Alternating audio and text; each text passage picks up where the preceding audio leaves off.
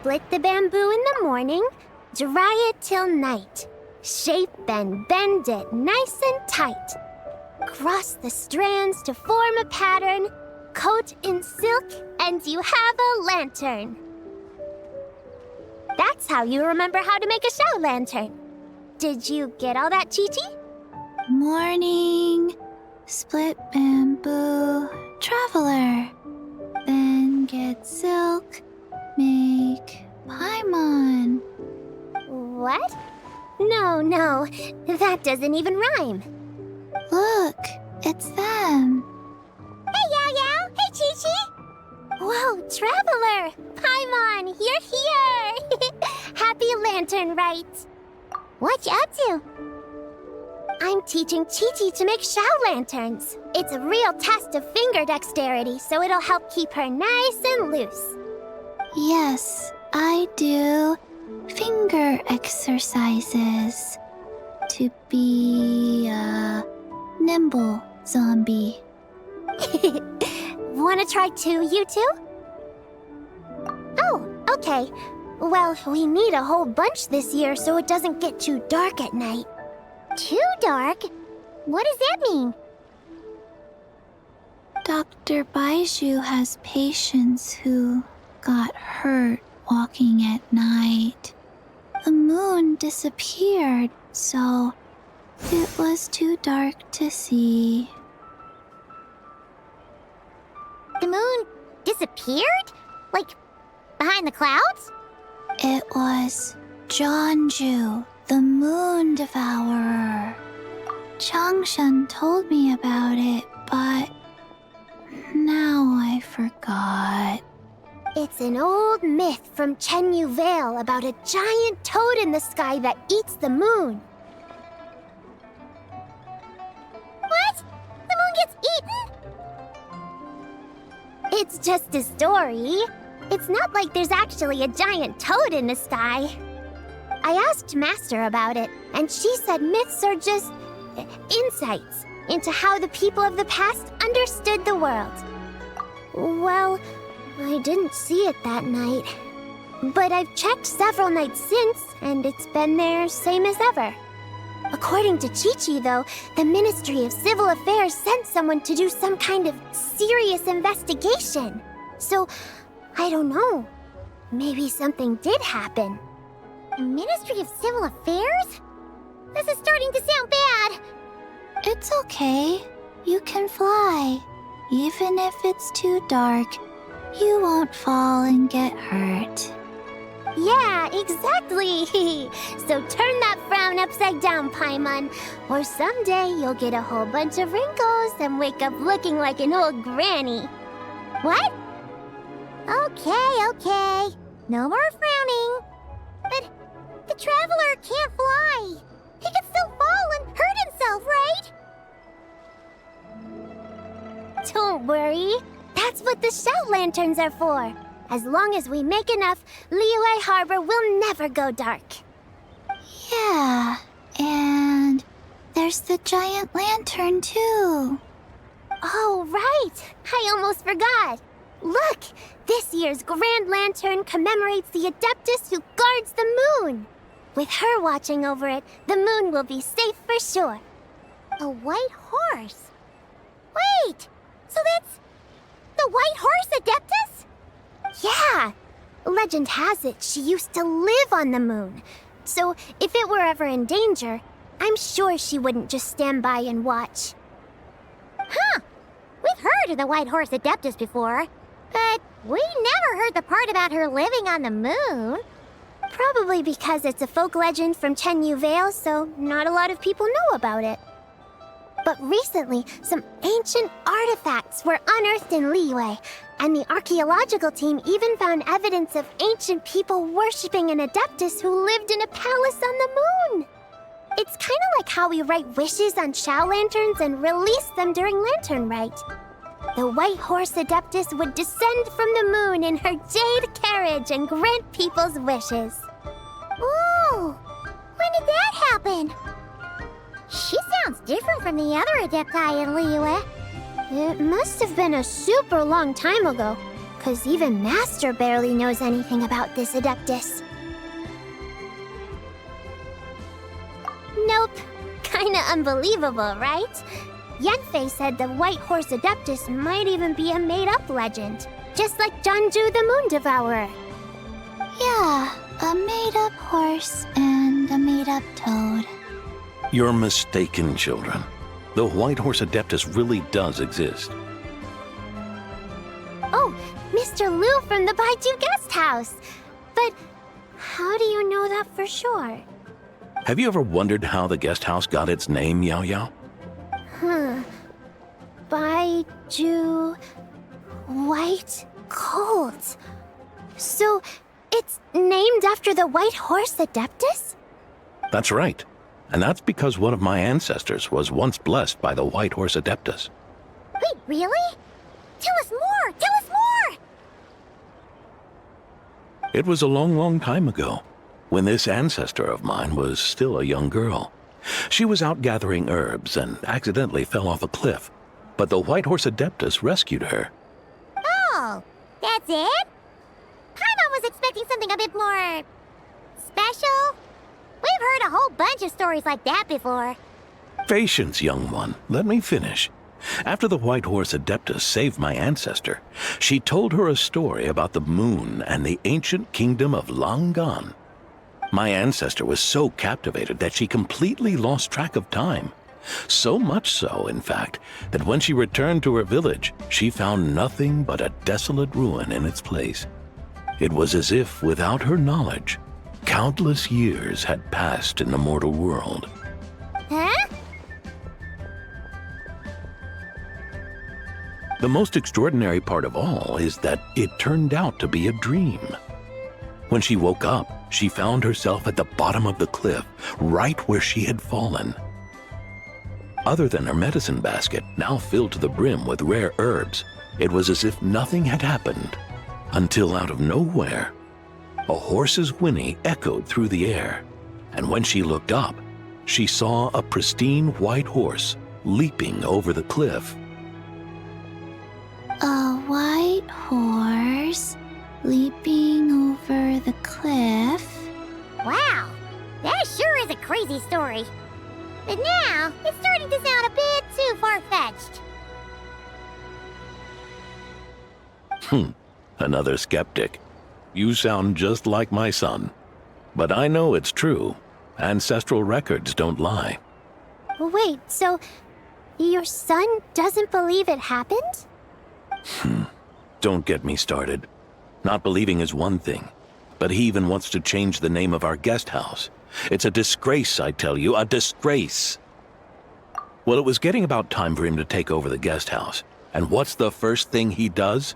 Starts going on about how the name doesn't attract enough customers and how we're losing business to Wangshu Inn. Can you believe that?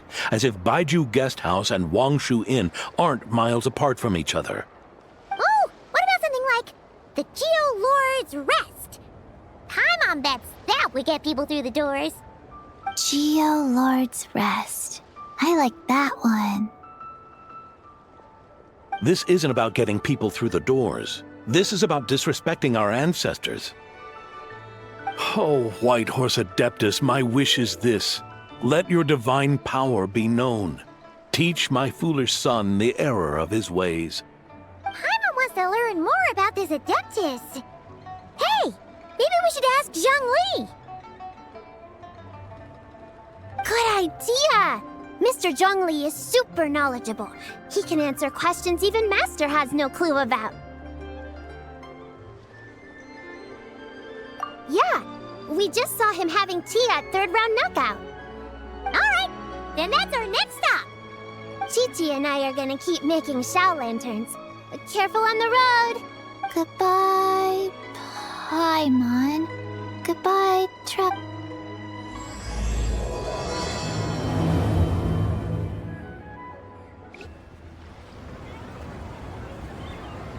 Oh? Oh. Curious. Impressive, right? What's with all the commotion over here? Oh, Traveler and Paimon! Perfect timing! I have something amazing something to show you. What is it? Huh? What the? Heart of the Moon is blacked out! Was it really eaten by a giant toad? Huh. I didn't expect you to know the story of Jonju the Moon Devourer, Paimon. Don't underestimate Paimon. She learned a whole bunch of things in Sumeru. But Jonju the Moon Devourer is a Liyue legend. Well, knowledge knows no borders, so... there. You're right about that, Paimon. But this dark circle doesn't look anything like a toad to me. A toad's egg, maybe? But that's about it. Oh, wait, Traveler! You've been in Nodcry, right? The people there worship the moon goddess. So you should know what's going on here. Really? Not even in a place where people worship the moon? Oh yeah! Master told me that the tale of Jianzhu, the Moon Devourer, was how ancient people explained a certain celestial phenomenon. But what is it exactly? Some kind of omen of disaster? How so?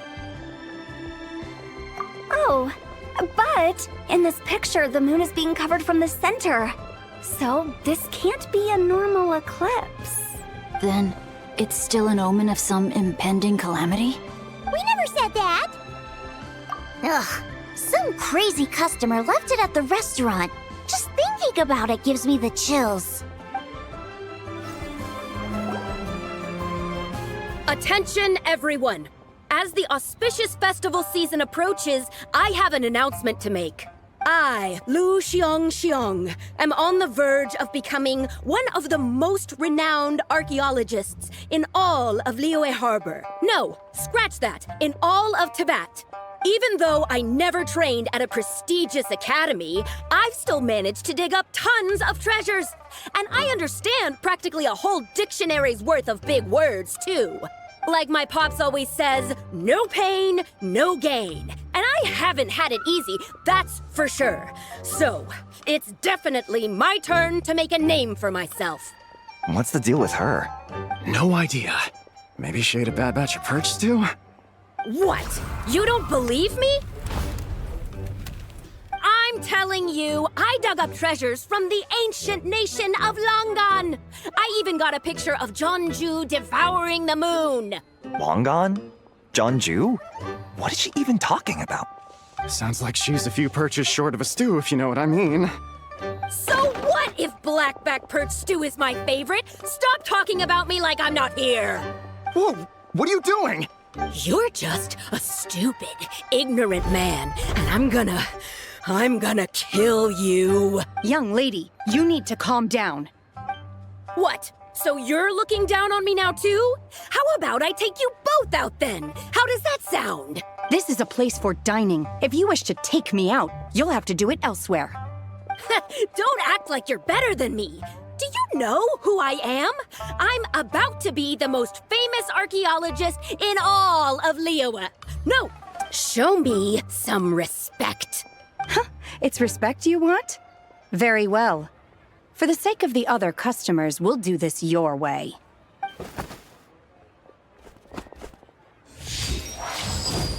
What? So Shen has started the fight? She had no choice. The woman pulled a shovel out of nowhere and started going crazy, flipping tables left and right. She even injured 2 other customers. Shenna did what she had to do to restrain her, then took her to the Ministry of Civil Affairs. Thank goodness Aunt Shenhe was there. Or who knows what might have happened. Yeah. I started cleaning up after all the commotion, and that's when I found this photo. I thought it might be the one she dropped, so I rushed over to show someone. She said she took a photo of Jonju the Moon Devourer. This must be it. Can we really trust what she said, though? Clearly, something is going on with her. Paimon's got a point. It sounds like she wasn't acting right at all. How do we know she wasn't possessed by some kind of evil spirit? Aunt Shenhe would have noticed if she was possessed. All right. But what about the part about Long Gone and the treasure she found? What about it? What if she raided a tomb and dug up some super special relic, then got herself haunted by an ancient ghost? One so powerful that even Miss Shenhe couldn't sense its presence. Your imagination is something else, Hu Tao. Why would an ancient ghost come to Wanmin restaurant, huh? To eat my blackback perch stew? Hey, it could happen. I'd want to eat your food if I was a ghost. Wait a second. She mentioned the ancient nation of Longon, right? Paimon's heard that somewhere before. You know what? My brother mentioned that some ancient artifacts were unearthed in Liyue recently. Mostly colored glass, fine jade, and bronze relics. Some of the text inscribed on them has already been deciphered. There were some poetic verses, but the word Longon popped up as well. So, does that mean this Longon place is real? Still, Paimon knows we've heard the name somewhere before. Do you remember, Traveler?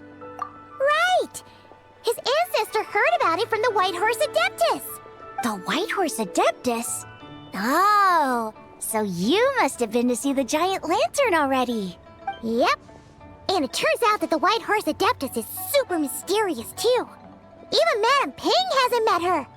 Wait, I thought she was the gold-eyed Celadon mare of the 8 Adepts. That's just the interpretation you believe in, Hu Tao. There are other theories out there, too. The elders of Qingce village believe that during the Archon War, a white horse leapt from a clear spring, transforming into an Adeptus who aided Rex Lapis in battle. In Chenyu Vale, some of the tribes take her to be the daughter of time and trace her deeds to an even earlier era. Yet in other ancient texts, including the relics I just mentioned, she appears as an emissary who listens to mortal wishes, bestowing the blessings of the heavens and moon upon the mortal realm, which is why we write our wishes on Xiao lanterns. That's so complicated. So what's the verdict? Which version is the truth? I'm afraid there's no definitive answer to that. You two have been all over Tevat. Nope, sorry. We were actually on our way to ask Zhongli. He knows even more about this kind of stuff than us. Ah, looking for a consultant, huh? He's having tea with Miss Linlong. Shigu Antiques is hosting an exhibition tonight. An exhibition? For what? All those antiques Sing just mentioned. So if you head to the big ship docked in the harbor tonight, I'm sure you'll find him. So, where to next? How about we go to the Ministry of Civil Affairs to ask about the White Horse Adeptus? We might be able to find out more about the recent moon situation, too. If you're heading to the Ministry of Civil Affairs, could you give them this picture for me? Since it belongs to that customer, she deserves to get it back at least. It might even help the Ministry with their investigation. Ha! All right! We're off! Oh, wait! I almost forgot! Happy Lantern, right? Come have a meal with us when you're free. We'll be there, or we'll be... square. Thinking about it now, could it be possible that photograph was a fake? A fake? You mean like the customer fabricated it to gain academic recognition? Nice one, Changyun. I never even thought of it like that. How about we go check out that place tonight? I know exactly where it is. All right. I'll get scolded if I get home too late. Live a little, Sing-Cho. You act like this is a first for you. Worst comes to worst, we'll get Xiangling to cook you something delicious, okay? Well, when you put it like that, I suppose it's worth the risk. You were just waiting for the promise of free food, weren't you? Fine. It's a plan then. We'll meet up tonight. And your grandfather is of the same opinion, Miss Lanyan? Yes. On Lanternlit, the moon shall go dark. That's what the signs are indicating. Celestial observation isn't Grandpa's strong suit. But he discussed it with several other elders from our clan, and their conclusion was the same. It's consistent with the information we've received from other sources as well. You mean the whole thing? About the legend of Zhongju the Moon Devourer? Happening in real life? Yes, that's one of them. So it's true. I thought it was just a rumor. It's true. But right now, The bigger issue is that all our sources indicate the phenomenon's gonna happen again. I'm not sure this bodes well. Let's remain optimistic for now. We're making progress interpreting the artifacts, and Ganyu is consulting with the Adepti as we speak. Besides, apart from the incident at Wanmin Restaurant, there haven't been any other moon-related disturbances. Ningguang, Keqing, and Lanyan! You're all here! Oh, Traveler! And Paimon! It's been a while. Happy Lanternlit. Yes, happy Lanternlit. What brings you here, though? I thought you'd be in the harbor enjoying the Shao lanterns. You're certainly not the type to visit Yujing Terrace for no reason. Is there something I can help you with? What? We're not allowed to just drop in on our friends during the festive season?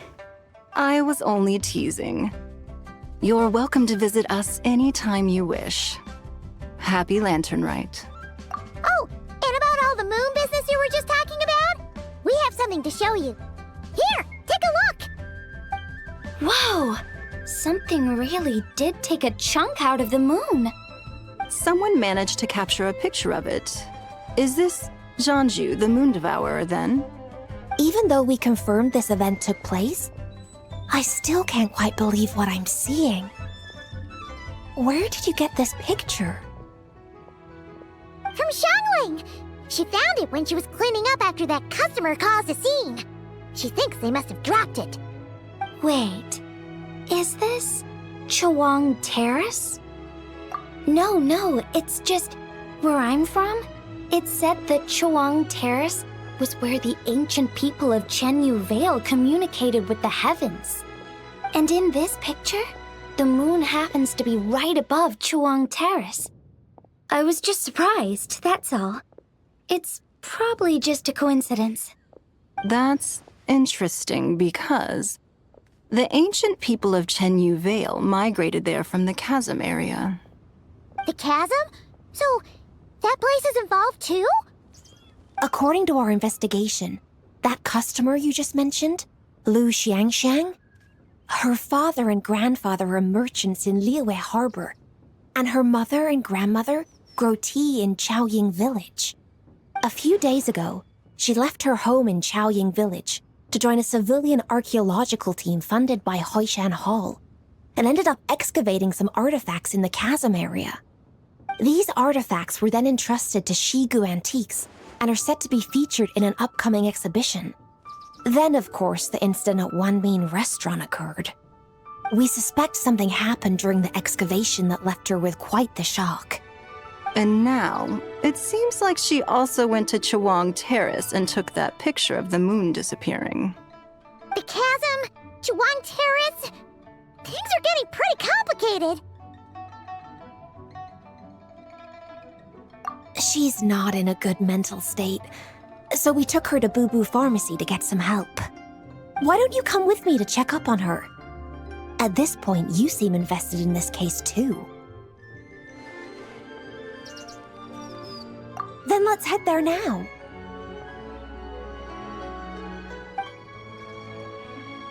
Ah, Lady Yuheng.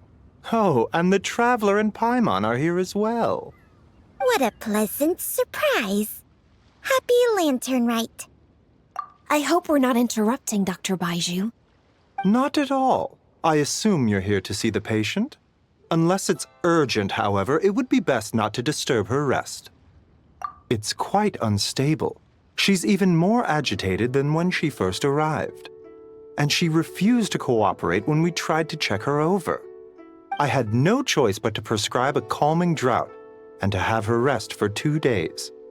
So she's getting worse? That isn't the news I was hoping for. It's just a precaution. Based on an earlier conversation with her, it seemed more like a fixation than anything else. She hasn't lost her mind. That's right. When we asked about it, she kept insisting she was going to be famous far and wide. Well, it might not be far and wide, but she certainly made a name for herself around Yujing Terrace. Even some of the Qixing know who she is.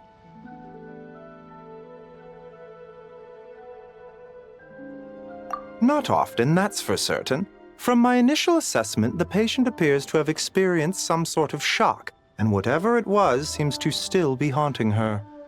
But what could have caused such a thing? The relics from the chasm? Or the moon above Choang Terrace that night? Come back in 2 days, and you might just have your answer. I suppose that's all we can do for now. We'll take our leave then, Dr. Baiju. Of course. If you need anything else, don't hesitate to stop by. Speaking of those relics from the chasm, aren't they being featured in an exhibition tonight? That's right. Are you planning to attend? Yeah, we wanted to have a talk with Zhang Li anyway, and now Paimon's even more curious about these relics. I would, except every item in the exhibition had to be registered with the Ministry of Civil Affairs, so I'm afraid it's been spoiled for me. I reviewed them all myself.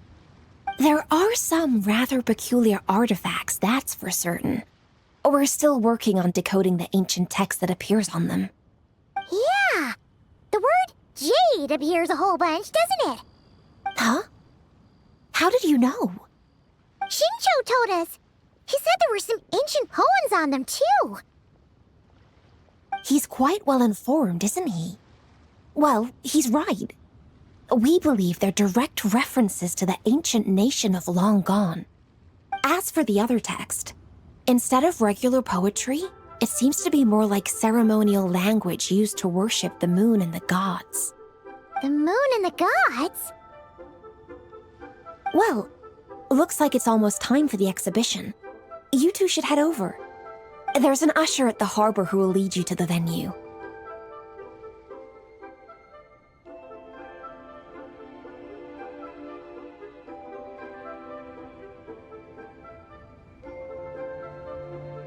Not at all. The exhibition is free to the public. The people of Liyue have a great respect for our history and are eager to learn from it. Plus, the exhibition is being organized by Linlong, the owner of Shigu Antiques. As far as I know, it's been a long-time goal of hers to hold a cultural exhibition of this scale, where people can learn all sorts of information about the past. Guess we're in for a real treat tonight, then. Yes, have a great time. There's still more artifact decoding work I need to finish, so we'll have to part ways here. After seeing the picture you brought, there's a few ideas I'd like to follow up on. You're hard at work even during festival season? Huh. You haven't changed one bit, Ka-Ching. I'm simply fulfilling the responsibilities of my position. That's all. All right, I should get going. See you later. Well, guess we should head over to the harbor and find that usher. Whoa! Look at all the antiques on this ship! It's almost too much to take in! Greetings. I trust you've been well since last we met? Aha! Speak of the devil! You're right where Hu Tao said you'd be. Ah, so Director Hu gave me away, did she? Don't act like you're up to some super secret business. We know you just do whatever you feel like. Yo, Traveler, Paimon, what's up? It's been a while, you two. Happy Lanternlit. Beidou! Yunchin! It's great to see you! You're here for the exhibition too? Yes.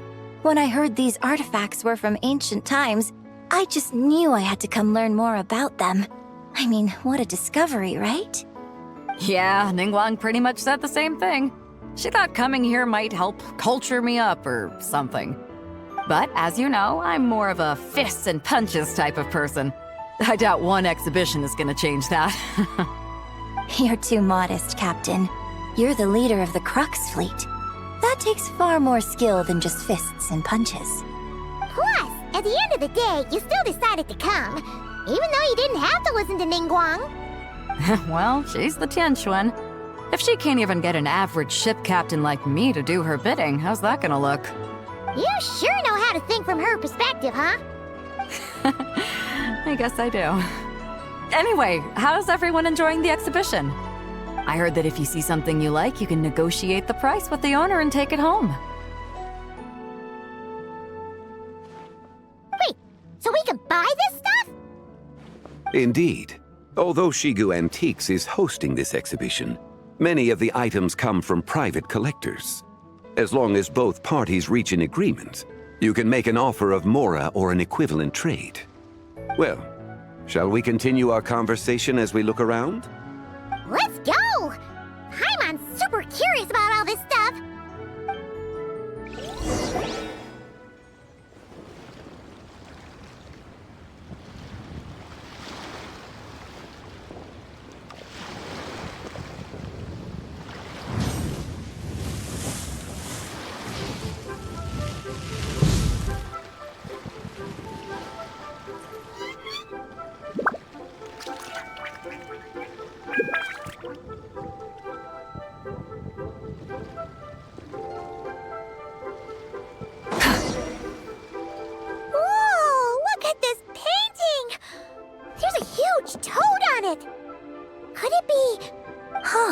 This material is quite unusual.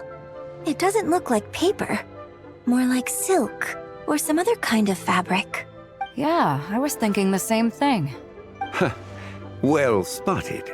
This is a painting of Jianju, the Moon Devourer, made primarily with mulberry silk. Such craftsmanship is rarely seen in modern-day Liyue. Ha! Jianju the Moon Devourer! Paimon knew it! That toad made it super obvious. What's that? A new dish at Wanmin restaurant? No! It's a kind of lunar eclipse.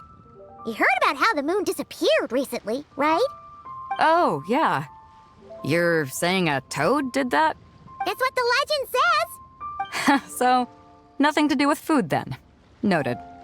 And the figure next to the toad, is that the white horse Adeptus? From the stories I've heard, her palace lies on the moon. That would seem to be a logical assumption. No. In fact, this item was discovered in Chenyu Vale, and many years ago at that. Oh, so it's from Chenyu Vale? Actually, that's not quite right. You see, this painting is primarily comprised of mineral-based pigments, such as cinnabar and azurite, which are usually found within stratified rock. This suggests its place of origin may very well have been the chasm. You could have just started with that. You're as knowledgeable as ever, Mr. Zhongli. I had only ever heard the legend of Jianju the Moon Devourer, but now seeing it depicted in this painting, I wonder, if I purchased it, perhaps it could serve as inspiration for a new opera. Though I'm not quite sure who the painting belongs to right now. A splendid idea, Miss Yoon. Perhaps in lieu of mora, you could offer the lyrics to said opera as recompense. The lyrics? But to whom? Why, to me, of course. I am the owner of this painting, after all. Wait, so you're one of the private collectors of the exhibition? No wonder you knew so much about the painting. But lyrics in exchange for a precious antique? My work could never possibly be of equal value. I don't know about that. I'm not much of a scholar, but even I know your operas are in a league of their own. An astute observation, Captain Beto. In my possession, this painting is nothing but a lifeless artifact. In your hands, however, it could be transformed into a new piece of art entirely. Quite the worthy exchange, no? But I'm not sure when I'll be able to finish writing it.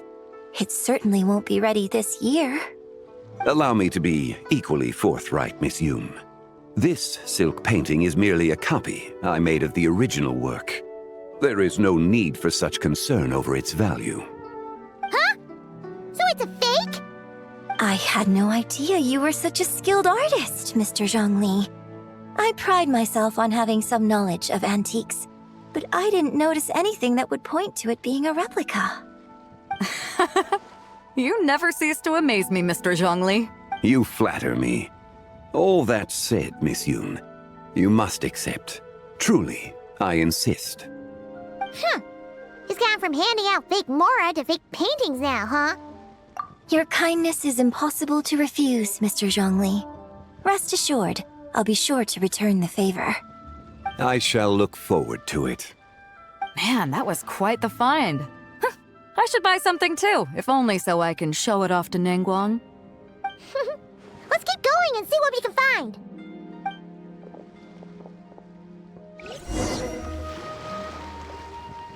Wow, this bronze war chariot is really something. It must have quite the story behind it. I've never seen anything like it before. Do you know what this is, Zhongli? Ah. I heard from Miss Linlong that a carriage made of Celadon jade was unearthed in the chasm. A copper canopy, a body adorned with flowing clouds and geometric patterns. Yes, this must be the one. A precious piece indeed. This thing's gotta be thousands of years old, right? Crazy to think people back then were capable of such intricate metalwork. Too often, we view the past and future through the lens of the present. Objects that fascinated us as children seem crude later in life. And that's only after a few decades or so of separation. If one were to stretch time across hundreds or thousands of years, one might discover that time is not always a force that pushes things forward. It would seem the people of that era managed to create a remarkable civilization in their own right. Makes me want to get my hands on this even more. Ningguang's gonna be so jealous, don't you think? Has this war chariot caught your eye, Captain Beidou? Oh, you must be Linlong from Shigu Antiques. Nice to meet you. This exhibition has been amazing so far.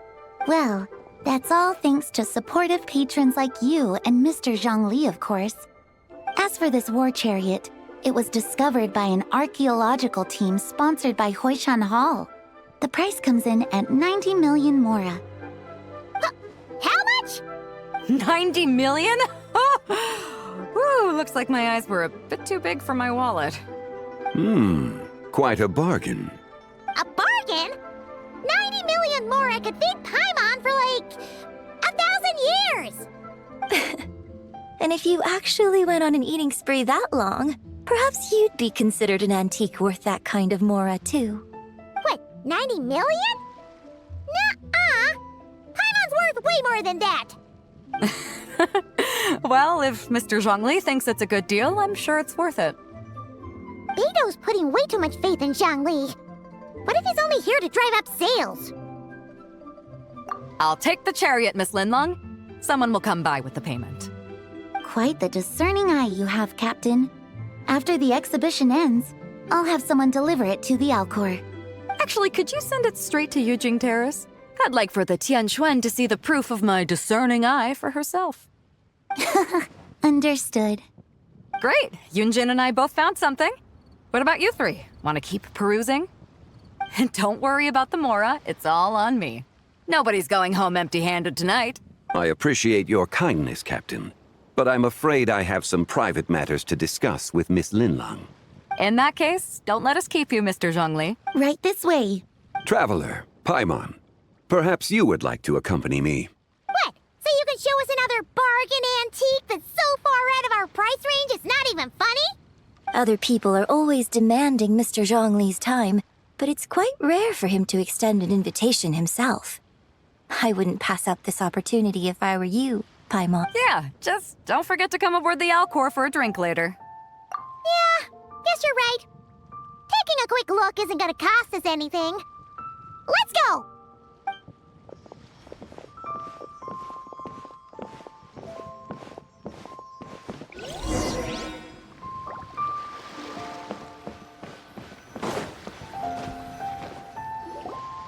These are all the jade pieces that were found, Mr. Zhongli. Wow! So many styles! What kind are these? These are a type of ceremonial jade. You're familiar with Chen Yu Vale's rain jade, right, yes? Oh, yeah! So these pieces are all used in the rain jade ceremony? Well, you may not know, Paimon, but before the rain jade rite came into practice, Chen Yu Vale was known for a different ceremonial tradition that also involved jade.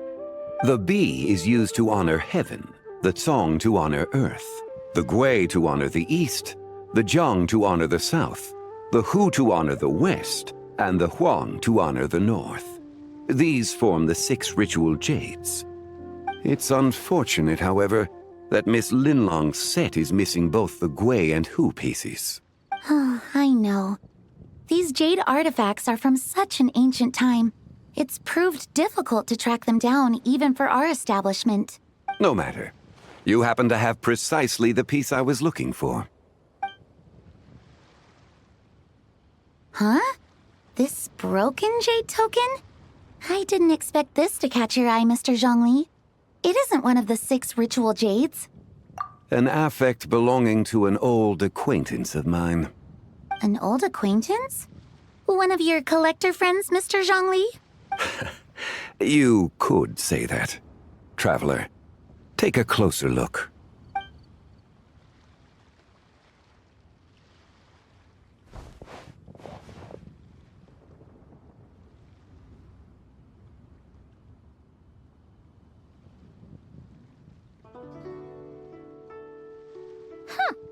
It doesn't look all that special to Paimon. Just seems like a broken artifact. Indeed. It's been thousands of years since the moon has appeared in such a form. So, in the past, the moon wasn't always full. Then, could this missing chunk be from when Jianzhu devoured part of the moon? It's worth looking into. Your insight is invaluable, Mr. Zhongli. I had no idea how special this piece was. Since it has caught your interest, allow Shigu Antiques to cover the cost. Oh, that is far too generous, Miss Linlang. Not at all. I've always wanted to give people a chance to appreciate these snapshots of history. So holding an exhibition like this has been a lifetime wish of mine. And it never would have been possible without your help, Mr. Zhongli. I merely put in a good word with a few acquaintances of mine. And it had a profound impact. Without your recommendation, I doubt half of these collectors would have come to the exhibition. So, on both a personal and professional level, I owe you my thanks, Mr. Zhongli. Wow!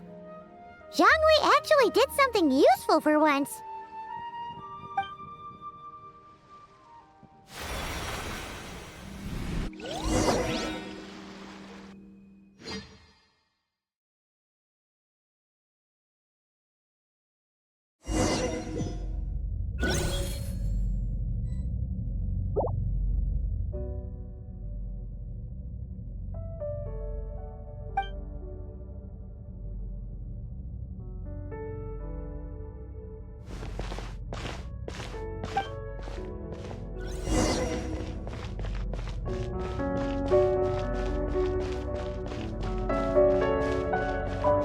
Three, 5, 7.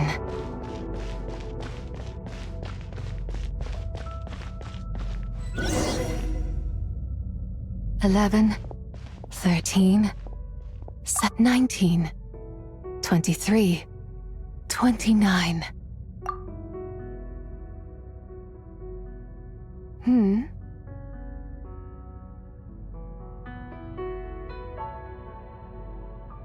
You also enjoy counting in such a fashion, lost child?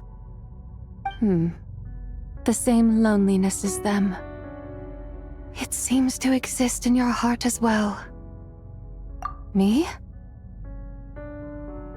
I'm sorry, I don't remember. The shadow of the moon? Or a dream of time? I'm sorry. No one has asked me such things before. I've been here for so long. There is much I have forgotten. I know nothing of your arrival. All I know is the longing in people's hearts. Yet, I sense the moonlight's guidance within you, child. Perhaps that is what brought you here. You seem confused. Perhaps I can help in some way. The path home is... that direction. I believe someone told me that before. But I was never able to reach the end. You should take a look. No need. It would seem... my time has already run out. Farewell. May the moonlight ever shine upon you.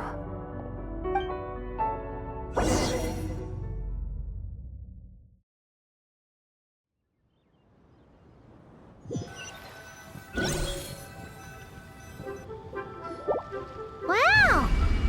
Jiangwei actually did something useful for once. Your complexion looks rather ashen, traveler. Are you feeling all right? Yeah, what's wrong? Does your stomach hurt? Huh? What are you talking about? You were right here the whole time. Ah, I see.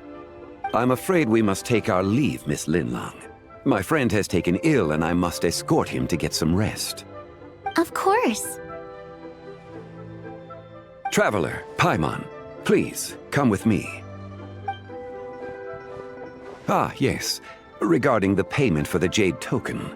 Charge the expense to the Wangsheng Funeral Parlor if you would.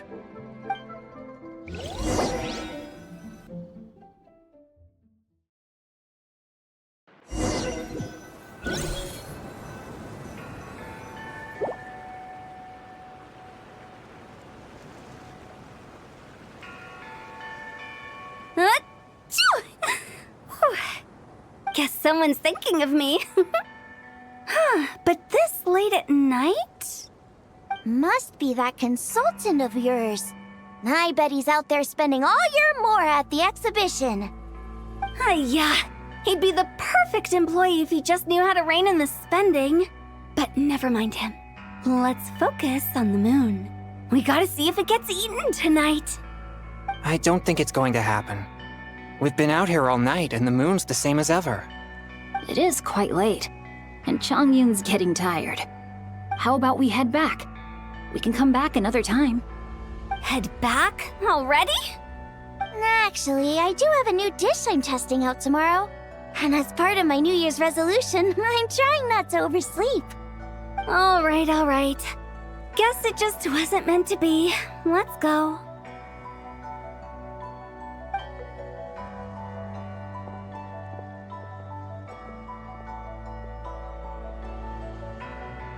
When the sun's out, bathe in sunlight. When the moon's out, bathe in moonlight.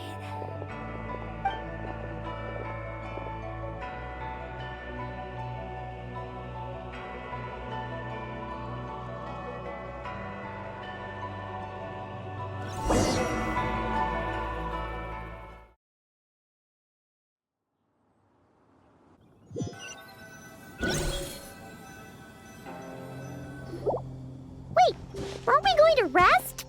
Why did you bring us here? Because I imagine the traveler would like to know what just happened to him. Oh, right. Paimon's confused, though. She could have sworn you were there the whole time. Oh, how is that possible? It sounds like his spirit formed an inexplicable connection with the being in that space. Ah, you suspected from the beginning, didn't you? Indeed, the being you met is the fabled White Horse Adeptus, and the original owner of this Jade Token. Her name is Zibai. Wait, does that mean she's inside this token? No, she does not reside within this token, but rather within the moon's shadow. This token is merely a medium. Word has it you accomplished quite the feat in Nodcry. You and your friend brought the Frost Moon back to Tevat. Tell me, did you ever wonder about the other moon? The one that hung in its place for thousands of years? We never really thought about it, but it must have been a fake, right? A fake moon! Indeed, it was false. Its true nature, nothing but a projection of the moon. It also happens to be the prison that confines Zibai to this day. Wait, the White Horse Adeptus is trapped inside that projection? Then we need to rescue her! But the moon in the sky right now is the real one, right? Where did the fake moon go? And why can't Paimon see it? With the return of the true moon, the shadow naturally lost its place in the heavens. Now, it is disintegrating bit by bit. It's a process that comes and goes. When it occurs, it looks like the moon is being obscured by a black shadow. But when it stops, the shadow disappears and becomes invisible to the eye. So, you're saying there's an invisible fake moon blocking the real moon right now? Indeed. Okay, this is not what Paimon was expecting. My hypothesis is that people's wishes could be what trigger the periods of disintegration. After all, when you experienced that episode just now, it was precisely when Miss Linlong spoke of her own wish. Wait, is that because the White Horse Adeptus answers people's wishes? The legend must be true then. So, that means the more wishes we make, the faster the fake moon will disintegrate, right? Then it won't be long before the White Horse Adeptus is free! Quite the contrary. After countless years trapped inside, the two have merged into one. When the moon shadow is gone, Zibai will cease to exist in this world. Oh no! So, by bringing the moon back, we actually hurt the White Horse Adeptus? Do not burden yourself with such thoughts. Because of your actions, a promising opportunity has presented itself to us. Let us not forget, what is crumbling is also precisely that which imprisons her. Yes, and that is why I invited you here tonight. Your connection to that broken jade token confirms that you can do what I envision. However, while I had hoped to receive your assistance, this matter could have significant ramifications. I must admit a certain reluctance to implicate you in more of Tevat's secrets. Often, the deeper one's knowledge of such matters, the harder it becomes to extricate oneself from them. You are someone who once traveled through the boundless sea of stars. I cannot help but wonder, perhaps it is wrong for your fate to become too entangled with the fate of any one world. Such is your conviction, then. Since journeying beyond Liyue, you have had ample time to reflect on these matters, it would seem. Very well. The first secret I must reveal is that Zibai has long since passed away. The being within the Shadow Moon is merely one of the 3 deadly selves she severed before her death. Wait, the White Horse Adeptus is dead? Weren't you supposed to tell us how to fix this? Now it just seems even more impossible! Please, remain calm, Paimon, and allow me to explain. The 3 deadly selves is a practice used by those engaged in spiritual cultivation. The intent is to sever the 3 vice-laden mortal selves to reveal one's true, pure self beneath. However, Zibai's 3 selves are more complicated in nature. Because in the moment before her death, someone preserved the shattered essence of her soul and placed the fragments within her 3 deadly selves. If we retrieve the 3 fragments of her soul, there is a chance we can restore her presence in the mortal realm. So that means we can bring her back to life? Yes, provided we retrieve the fragments of her soul's essence from the 3 deadly selves. Indeed, the being you encountered was Zibai's first deadly self, Ziju. After Zibai's death, she ascended to the heavens and became one with the Shadow Moon.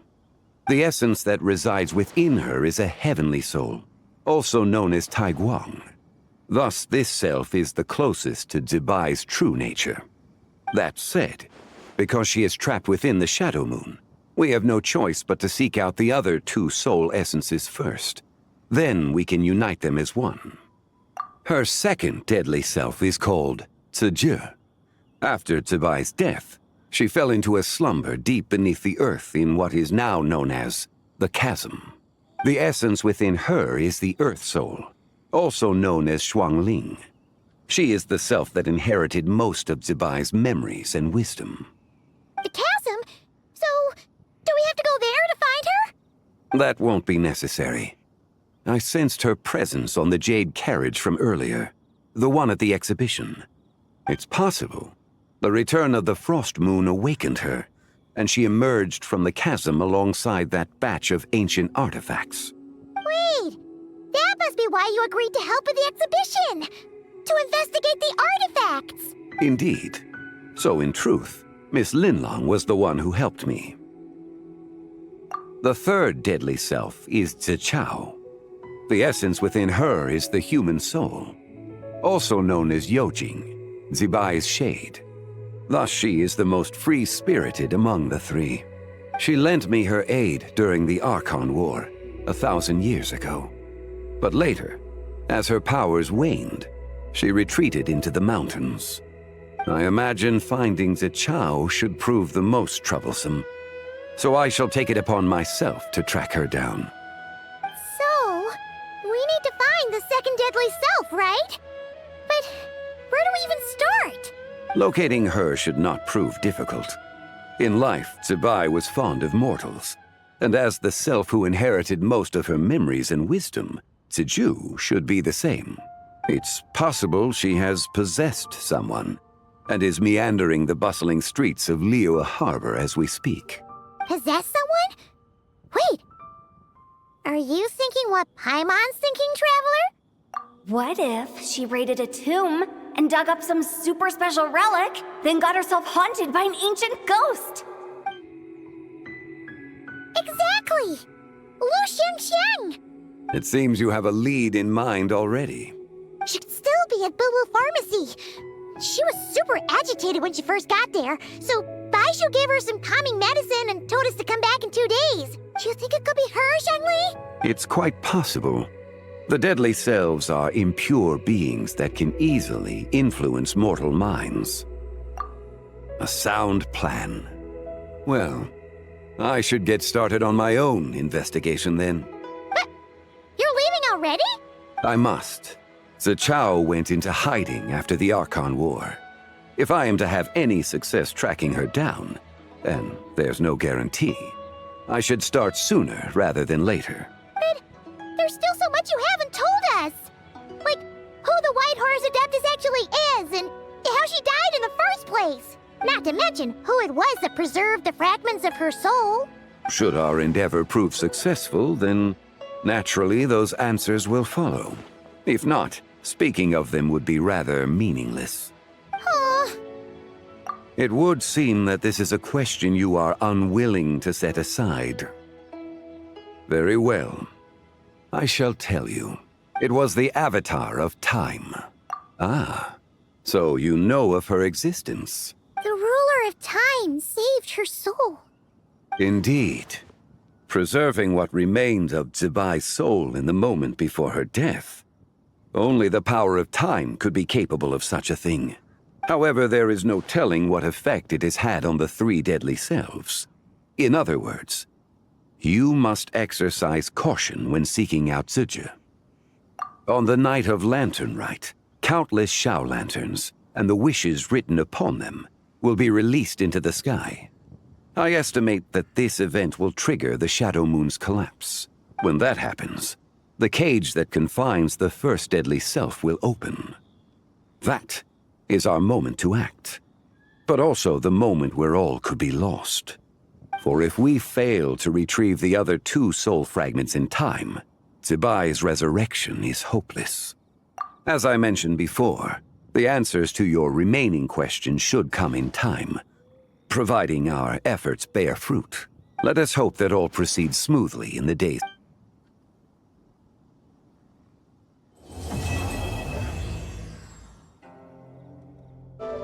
So let me get this straight. The patient disappeared right as you were delivering the medicine. I know it's hard to believe, but that's exactly what happened. It's true. 1 minute she was there, and the next she was nowhere to be seen. Hey, it's Yelan! Fancy seeing you here!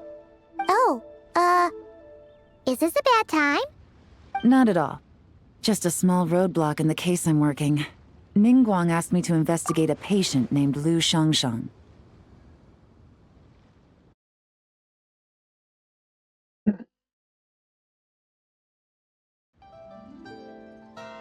If you're here to find her too, then you're out of luck, I'm afraid. She went missing this morning. What?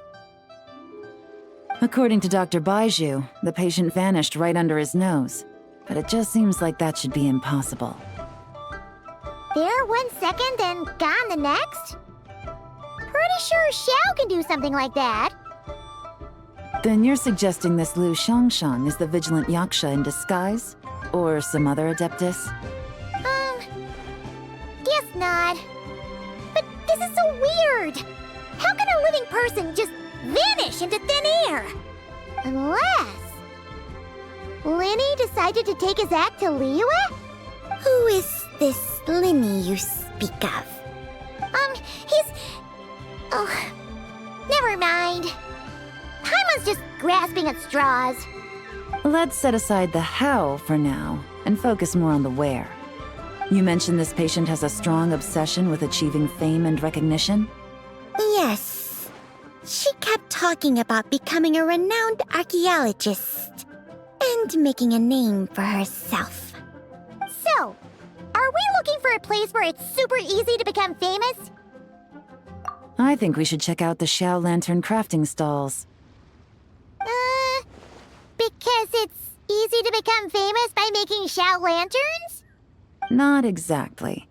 When the people of Liyue need a solution to a problem, their first thought would be to pray to the gods and the Adepti.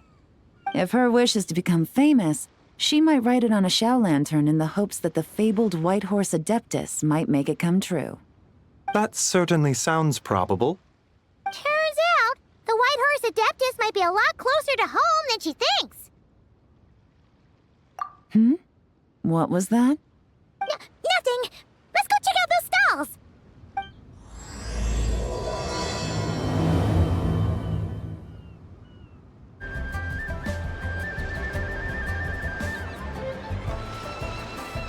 Alright, we're here! Still no sign of Lu Xiangxiang, though. As long as you're patient enough, Paimon, you'll find that hunting down people is no different from hunting boars. We need to blend into the environment, or we risk alerting the target. So as far as everyone here is concerned, we're just ordinary tourists. Oh, okay. If we need to blend in, then let's make some Xiao lanterns and write our wishes down, like everyone else. What's your New Year's wish, Yelan? I haven't given it much thought. Oh, and it can't be work-related. You gotta take a break once in a while, right? You're always staking out this suspect, tailing that criminal, hunting down this gang or that. Which is super amazing and all, but it's gotta be exhausting. Really getting into this, huh? You said to blend in, right? Come on! It's all part of the act! So you gotta think of something! Then, I suppose, it'd be to go traveling, the next time I get the chance. Traveling? That's our bread and butter! Wanna join us? Thanks for the offer, but my desk is piled high with reports on your exploits. And that's not quite the kind of traveling I had in mind. I was thinking more the lie down and do absolutely nothing kind of travel. Ah, something a bit more easy and breezy, right? Hey, wait! We know just the place! The Easy Breeze Holiday Resort in Netland. It's super relaxing and full of fun activities. You've got the beautiful ocean and tons of cute little creatures called Asha. Seriously, you gotta go! I suppose I'll have to check it out. Hey guys, happy Lantern Night! What a coincidence! You here to make Xiao lanterns too? Well, it's that time of year, am I right? Thought I'd join in on the fun. You can't have Lantern Night without making one of these. What you gonna wish for? Aw, man, it's kind of embarrassing, but whatever. The truth is, the mighty mythical beasts are seriously struggling with recruitment. So I'm hoping to find a few apprentices and teach them the art of wushu dancing. Awesome! Sure, Fugami, here we come! Whoa there, Paimon. One step at a time. I actually need to find people first. Yeah, but Paimon bets people will jump at the chance to learn from you. Well, I wouldn't be so sure. Wushu dancing is super physical and takes a lot of hard work to master, so it's not easy to find people. At this point, if the Adepti can't help me, no one can. I'll do it! Huh? You just said you wanted an apprentice, right? Well, I'm offering. What do you think? Whoa, the White Horse Adeptus works faster than I thought. Traveler, it's her. Lu Shangsheng. Our target! Hey, didn't you hear me? I said I wanted to be your apprentice. No need to shout. I heard you the first time. What's your name? Step back a bit, Gaming. This person could be dangerous. What? Hey, what are you trying to do? Do you know who I am? Get back! Lu Shangsheng, we have no intention of harming you. We just need to ask you a few questions. Get back, I said! Try to remain calm. If you come any closer, I'll...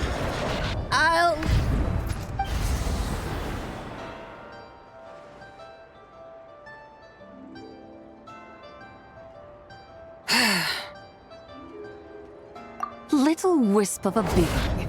How are you able to see me? So what if I am? Leave at once! You, a mere mortal, whose own life hangs by a thread, would dare reach for the power of life and death? Unless you wish to be condemned to eternal damnation, you would do well to abandon this foolish endeavor. I shall speak on this no further. Don't come any closer. How did I get here? Who are you people? Playing dumb, are we? Save it. We know you attacked those people at Wanmin Restaurant. What? No, I would never. You must be mistaking me for someone else. You don't remember. Of course not. How could I do such a thing? What about the photo you took near Chuang Terrace? What photo? What's going on? It's like she lost her memory or something. Well, this complicates things. I'll take her back for questioning and let you know what I find. Take her away. But I didn't do anything. I swear. That's weird. She seems so normal now, but she doesn't remember anything. This is just great. An apprentice falls right into my lap and now she's gone! Don't worry, Gaming. This is a special case. I'm sure you'll find one soon. Unless you're gonna pony up and offer a real solution, Paimon, I don't want to hear it. Gaming? What's up with... I'm done here. I'm gonna go find an apprentice, and I won't take no for an answer. Gaming, wait! Is it just Paimon, or was Gaming acting super weird just now? What? How do you know? Whoa! So you saw the second deadly self? And you think she moved from Lu Shangxiang to Gaming? Uh-oh. Then we better find him before something bad happens! Let's go! Alas, why must Cloud Retainer inflict such woe upon us, Mooncarver? By the order of Rex Lapis, we were supposed to make haste to the harbor to stand watch. Yet we arrived late, for you, in your inscrutable wisdom, chose that very moment to tend the mint. It is no wonder Cloud Retainer banished us to the wilderness in anger. A pity only that I, blameless as I am, was made to share in the punishment. Blameless indeed. You speak as if it was not you who decided to plant all that mint in the first place. Yet now, in its wretched state, overrun by blight and vermin, you would turn away? Utterly heartless, I say. Were I truly that heartless, Would I have rescued those seedlings from this desolate wasteland, granting them haven in your hallowed garden? Alas, if blame must be laid, let it fall upon Cloud Retainer for failing to recognize the virtue of our plight. Ah, at last a sentiment with which I can agree. If ever Cloud Retainer is away, we should steal into her abode and plant a veritable field of mint. A tempting little ruse, is it not?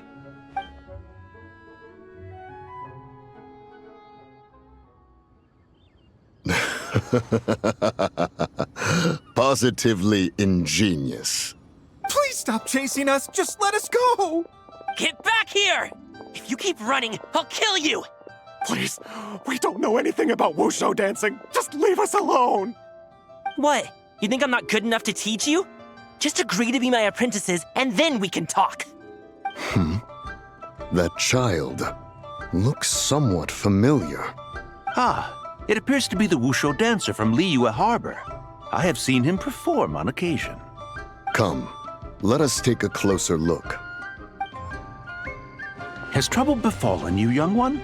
Perhaps we can offer aid. Oh, thank the gods.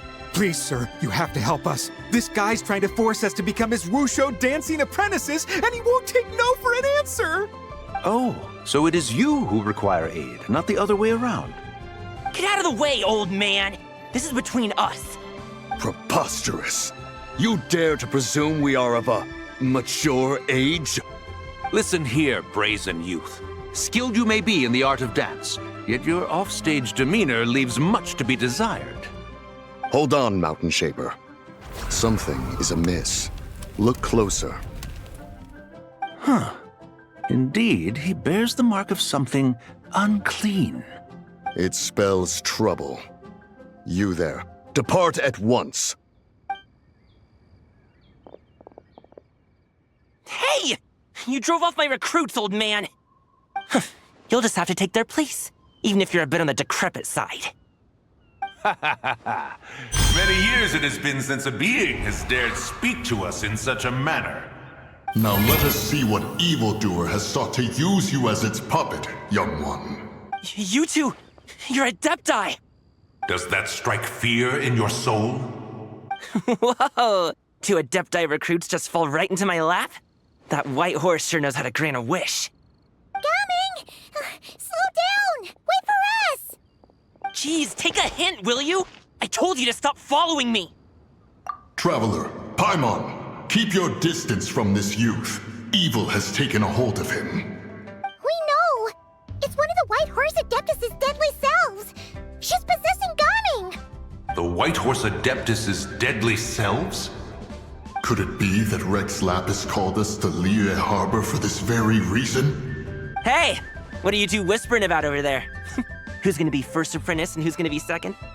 It doesn't matter! I'm not the kind of Sufu who plays favorites! Insolent spirit! Be gone from this child at once!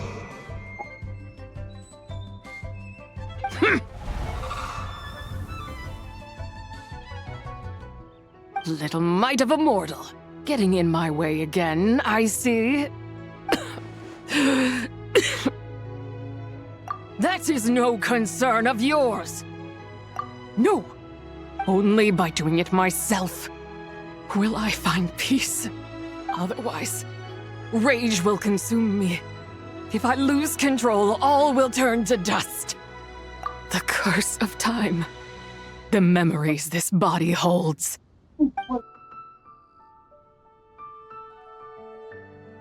This is your final warning.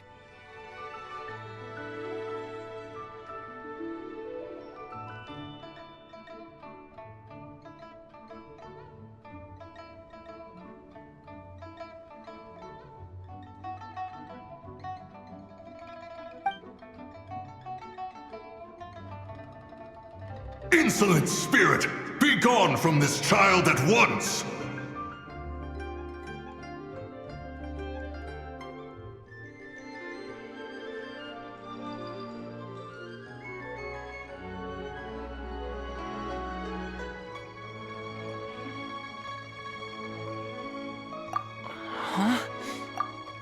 Traveler and Paimon? And two Adepti? Where are we? Weren't we just making Xiao lanterns in the harbor? Gaming! You're back! Ah! The sun is most scorching. Agitation stirs within me. I require cooling mint to beat this heat. And speaking of, Cloud Retainer has scorned this verdant wonder long enough. It is time for her to feel its wrath. The wrath of mint! Mountain Shaper, where are you going? Oh no! Now Mountain Shaper's acting weird! Oh, you don't think it spread to him, do you? Spread to him? Quickly now, explain to me what has been happening.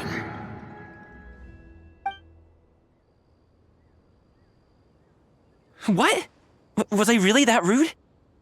Jeez, someone get my dad to throw a slipper at me. I'm so... Whoa! You okay, Gaming? He is fine. It is simply exhaustion. But to think Mountain Shaper would succumb to something like this, it is most unexpected. So, what do? We can't just leave Gaming like this, but we can't ignore Mountain Shaper either, right? My cultivation level rivals that of Mountain Shaper. Were I to give chase, Zizha would but flee from his form and take refuge in mine. Seek out Streetward Rambler. Cloud Retainer and the Conqueror of Demons should be with her. I shall take this child back to the harbor and join you post-haste. Whoa! What are all the Adepti doing together? Rex Lapis charged us with keeping watch over Liyue Harbor should danger rear its head. I dare say this is the very crisis he anticipated. Come, we must devise a strategy before confronting Zizha. The White Horse Adeptus? You mean the mysterious white mare that aided Rex Lapis during the Archon War? Even if it's not her, there must be some connection. She always avoided us back then, and I never knew why. Rex Lapis's recent trip seems to be related to this person as well. Xianyun! Madam Ping! Xiao! Great! You're out here! Ah, Traveler. It has been quite some time. Oh, happy Lanternlit Paimon. You're as lively as I remember. I trust things have been well. Sorry, Madam Ping. No time to catch up. Something terrible has happened. What is it? Has Mountain Shaper gotten himself into trouble? Mooncarver is here with you, but he is not. The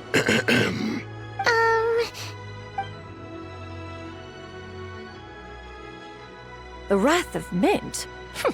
That old fool dares to utter such nonsense behind one's back. Yeah, that's not really our biggest concern here. So, even a mere deadly self of the White Horse Adeptus was able to possess Mountain Shaper and affect his mind. No wonder Rex Lapis told us to gather here and await his orders. Mountain Shaper's cultivation is inadequate. He was caught unprepared. Were it one of us, Zizha would hardly have found a vessel quite so... ready for the taking. Hey! That's not what you said earlier! Where is Mountain Shaper now? A question that hardly bears pondering. Obviously, he intends to plant mint in the vicinity of one's abode. Ah, then he poses no great threat. We might as well let him be. Once he fulfills his wish, it's possible that Zizha will relinquish him of her own volition. Your ulterior motive is most obvious, Mountain Shaper. You two hope for Mount Outsong to be covered in mint. One can see it clear as day. Not to mention, deadly selves are born of malevolent human desires, and naturally pose a great risk to the form and mind of all living beings. We cannot let this go unchecked. Let me handle it. I have relevant experience and know how to deal with such situations. One has no doubt of that. Yet your involvement would likely end in armed confrontation. In one's own estimation, the time for such measures has not yet come. Before his departure, Rex Lapis knew that Zizhu was active in Liyue Harbor, yet told us only to wait. It would seem, then, that Rex Lapis did not believe extreme measures were warranted here. Yes, this is quite a peculiar case. After all, Zizhu's possession does not seem to come with ill intent. It's more like she's guiding those she possesses to fulfill their own wishes. There is another matter of import, however. I sense tremendous resentment emanating from her. What could be its source to render her so unable to find peace? She was talking about the White Horse Adeptus memories, right? From what the Traveler said, it seemed like she was about to explode with rage. But why? With Rex Lapis away, if we wish to understand that which occurred in the past, we shall have to ask her directly. She also mentioned the Curse of Time. What could that be about? Perhaps erosion. Indeed. We are of the same mind.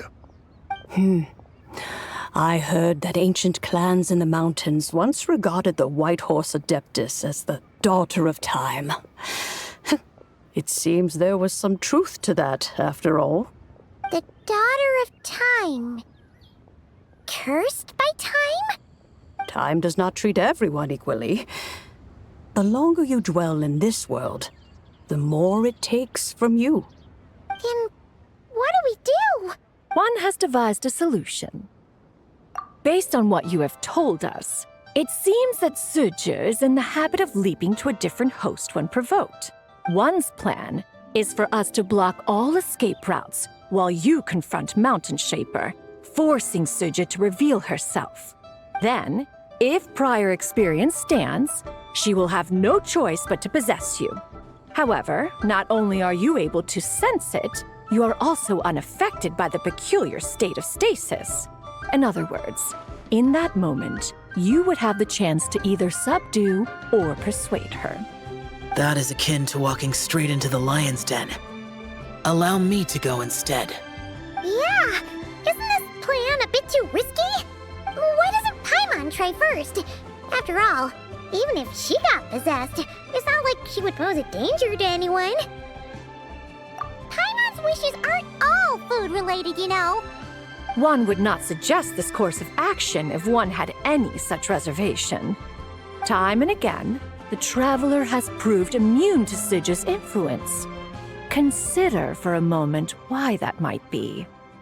Oh yeah, that's what the First Deadly Self told you, right? Perhaps your time in Nodcry left you with the blessing of the newborn moon goddess, Traveler. And this White Horse Adeptus clearly has a profound connection to the moon. Indeed. Indeed. I see.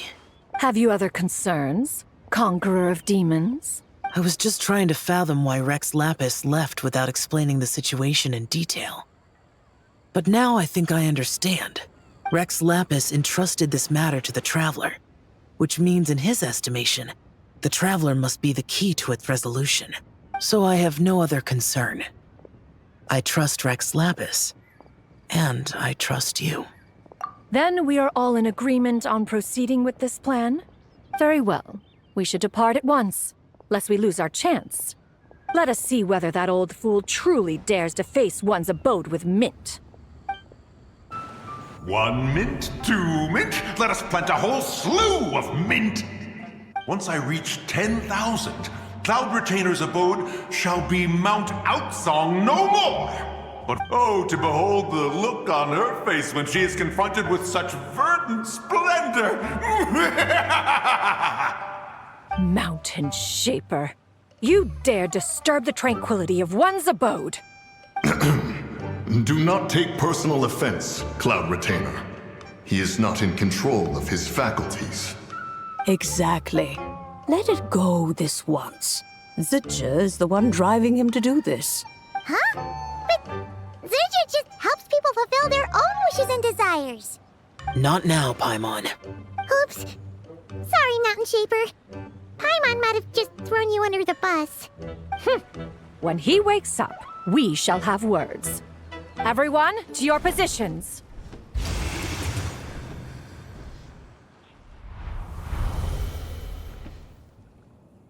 Be careful. A pest? I must catch it. Again! Oh, young one, it is you. Don't tell me. Cloud Retainer sent you? Ha! Such brazen insolence. Such presumption.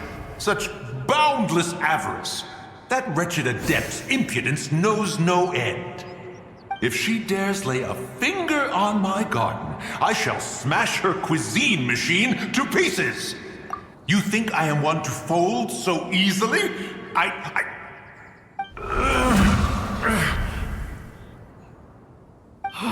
Insolent mortal! Time and again, you interfere in that which is beyond you. You make it exceedingly difficult to contain my rage. You have no conception of that which you seek. It is forbidden! You know nothing of my past. My warning was given. The cost entwined with this is beyond what you can bear. Stubborn mortal! You... Very well. If death is what you seek, who am I not to oblige? Come, let us see the extent of your resolve. Your wish is to behold the curse of time and the memories of this form? Then, let it be granted.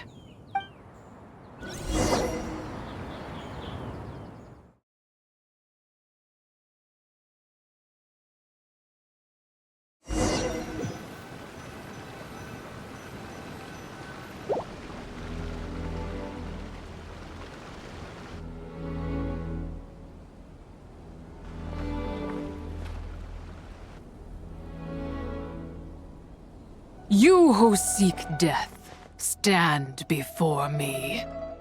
My prison. I was merely a trace of impure energy within Zapai's immortal body. When her soul was shattered, it should have been the end of me. But then, the one who governs time descended from on high and froze the moment of her death. And so, I remain in this world, unable to find release. A mortal who knows of her existence and would dare to speak her name. Who are you? Help. No, there is nothing we can do for each other. Her power, the one who governs time, it has surrounded me ever since.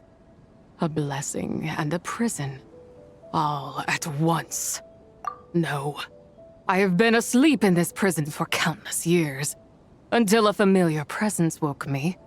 Then, through that mortal girl's eyes, I saw it, as pure and bright as ever, unchanged across the millennia.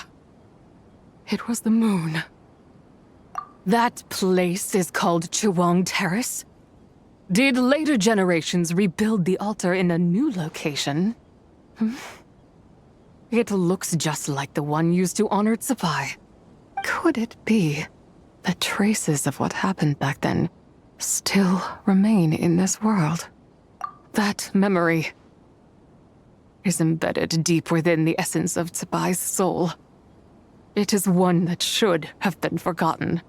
Yet, it is precisely that which haunts my every waking moment, fuels my rage, and denies me a modicum of peace. Now you, a mere mortal, come to seek that which is forbidden.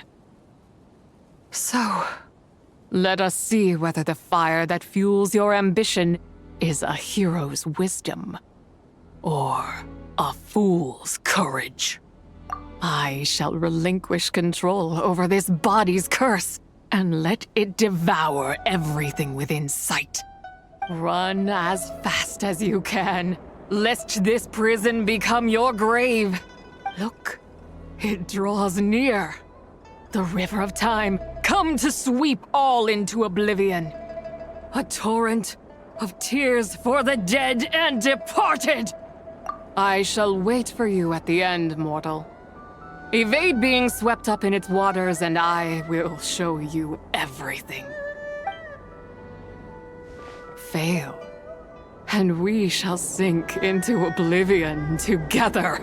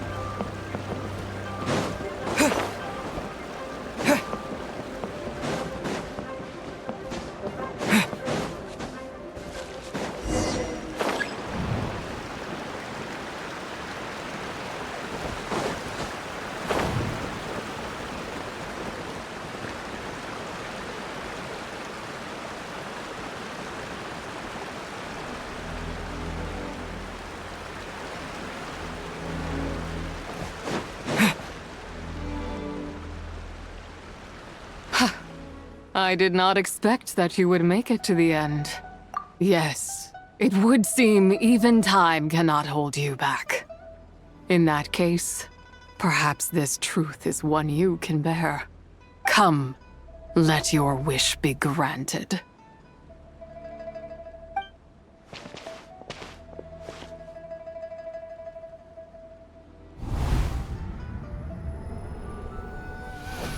Under moon eternal, in radiant night, a maiden grants silk, soft and light.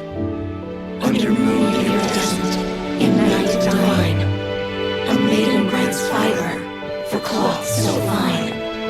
Under moon of the frost, in night so great, a maiden grants tools to divine our fate. What are Mom and Dad doing? Shh, just make a wish. The kind Adeptus on the moon is listening.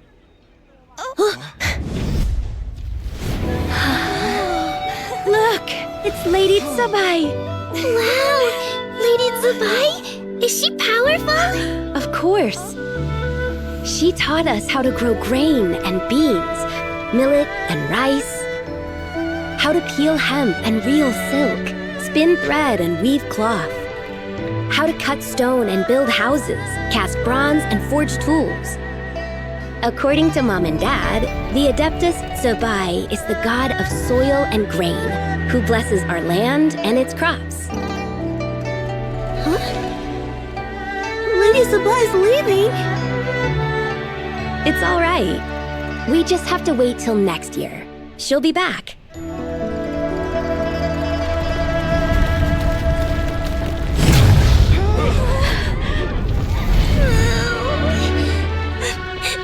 Mom and Dad are gone. Why hasn't Lady Tsubai returned? She'll come. We just have to believe. What is that?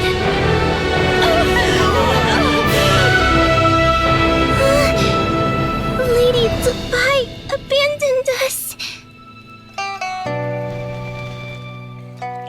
All places tainted by the abyss need to be purified. That includes Long Gone. And what of its people? You know what will happen. You are but an emissary to the mortal realm. This is Heaven's will. There is no need for guilt, and no place for hope. I wouldn't dare. But the people of Langan honor me, worship me, pray to me. If I do not answer, the guilt will be too much to bear. And if you do, you will meet the same end. Then as their god, I shall die among them.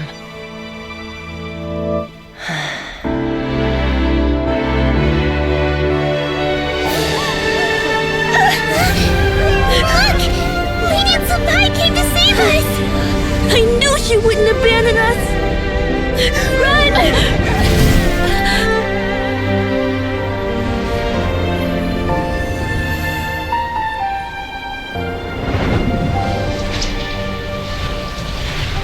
You have done enough.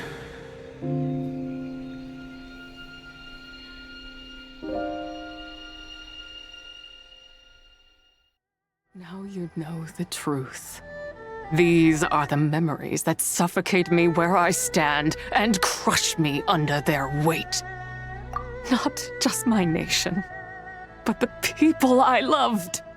Were it within my power, I would ignite a blaze fierce enough to burn a hole through the heavens themselves. It was a time of war, one that ravaged heaven and earth. Remnants of the battles tainted with cursed power fell from on high and devastated Langan. The heavens decreed that the tainted filth had to be cleansed. No matter the cost, if I just had more time, I could have helped more people to escape. But it wasn't enough! I just needed a bit more, and they all could have survived.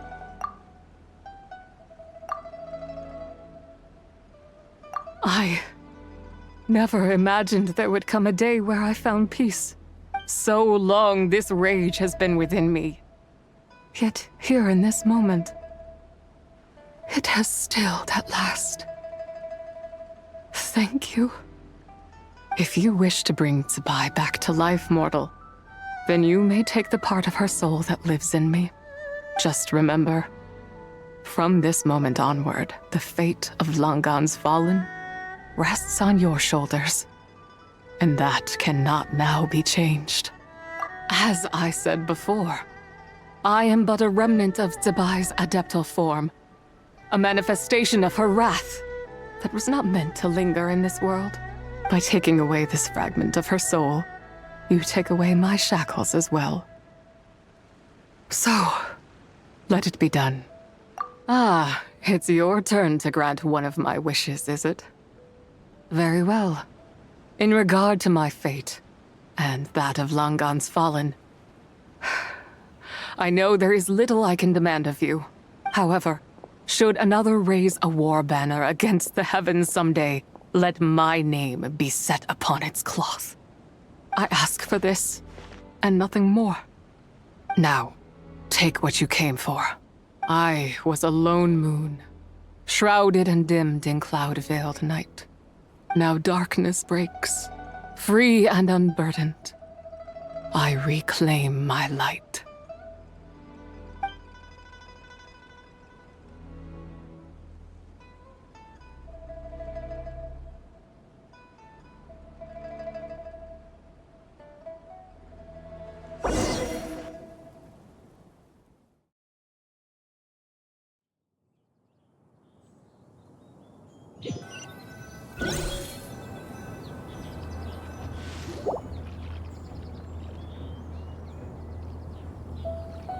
You think I am one to fold so easily? Ah, young one. What brings you here? My, what exquisite mint seedlings. Was it you who planted them? I had not taken you for one so versed in the horticultural arts. I must insist that you visit Mount Hulao. There is much we could learn from one another. Ah, but this is Cloud Retainer's abode. She does not appreciate the verdant wonder that is mint. We should leave at once. If she sees us here, there is little I can do to protect you. You weren't?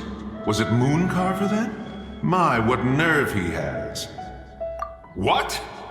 Looks like Mountain Shaper is back to normal. Has the matter with Zizhi been resolved then? Wow, that was fast. That took, what, like, a second? A second to us, perhaps. But for the Traveler, I imagine it felt much longer than that. Juan's plan was most successful then. And you're all right, Traveler. You don't feel strange in any way? Well, sounds like good news all around. I'm glad this matter is resolved. What is this matter you speak of? The possession of that mortal child?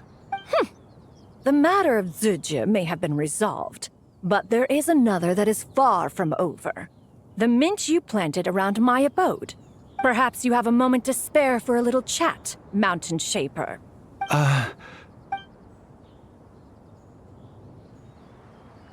You seem reluctant to talk in detail about what happened with Zujia.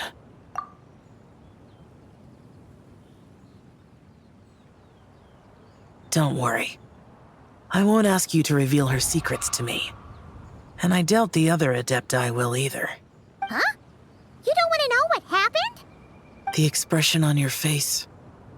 I know it well, Traveler. It's one I've seen Rex Lapis wear on many occasions. Whatever you learned, it must be too heavy to share. But you're okay, right, Traveler? That deadly self didn't hurt you, did she?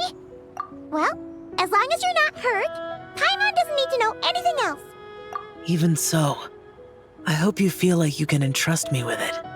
If I learned anything from our time together, it's that one should not have to shoulder such a weight alone. Not to mention that certain knowledge brings danger in its wake. I would never want you to feel forced to be the sole keeper of such secrets.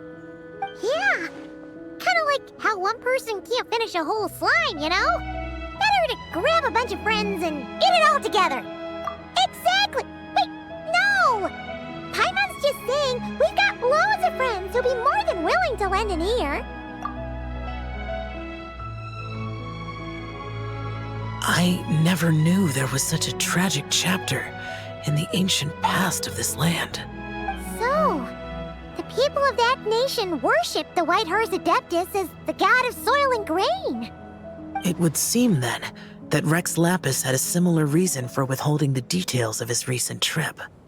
I've often wondered if he had companions to stand by him before we met. Or if he was forced to face things alone. Regardless, Lantern Rite takes place in 2 days. If there's no news of Rex Lapis by then, we'll have to come up with a plan. Fingers crossed it all goes well.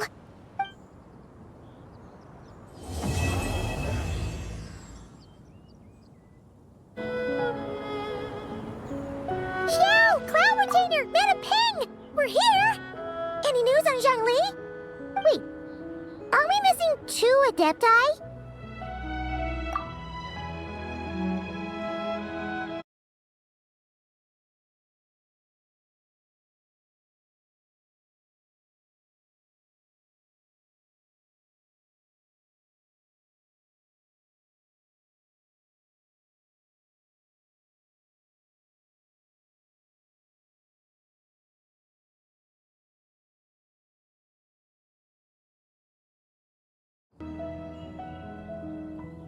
Well, Shenyun banned Mountain Shaper from Mount Outsong for 3 days.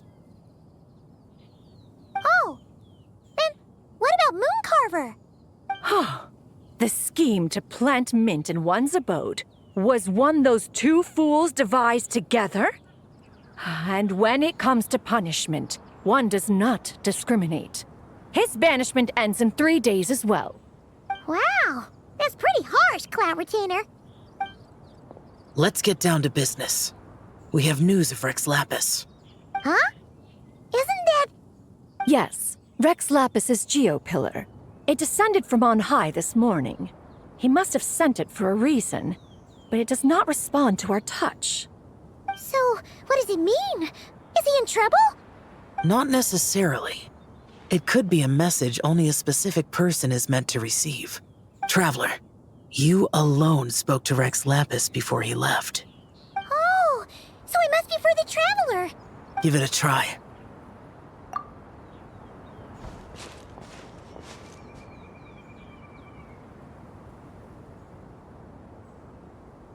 Come to the spring on Mount Qingse. I have left an entrance for you.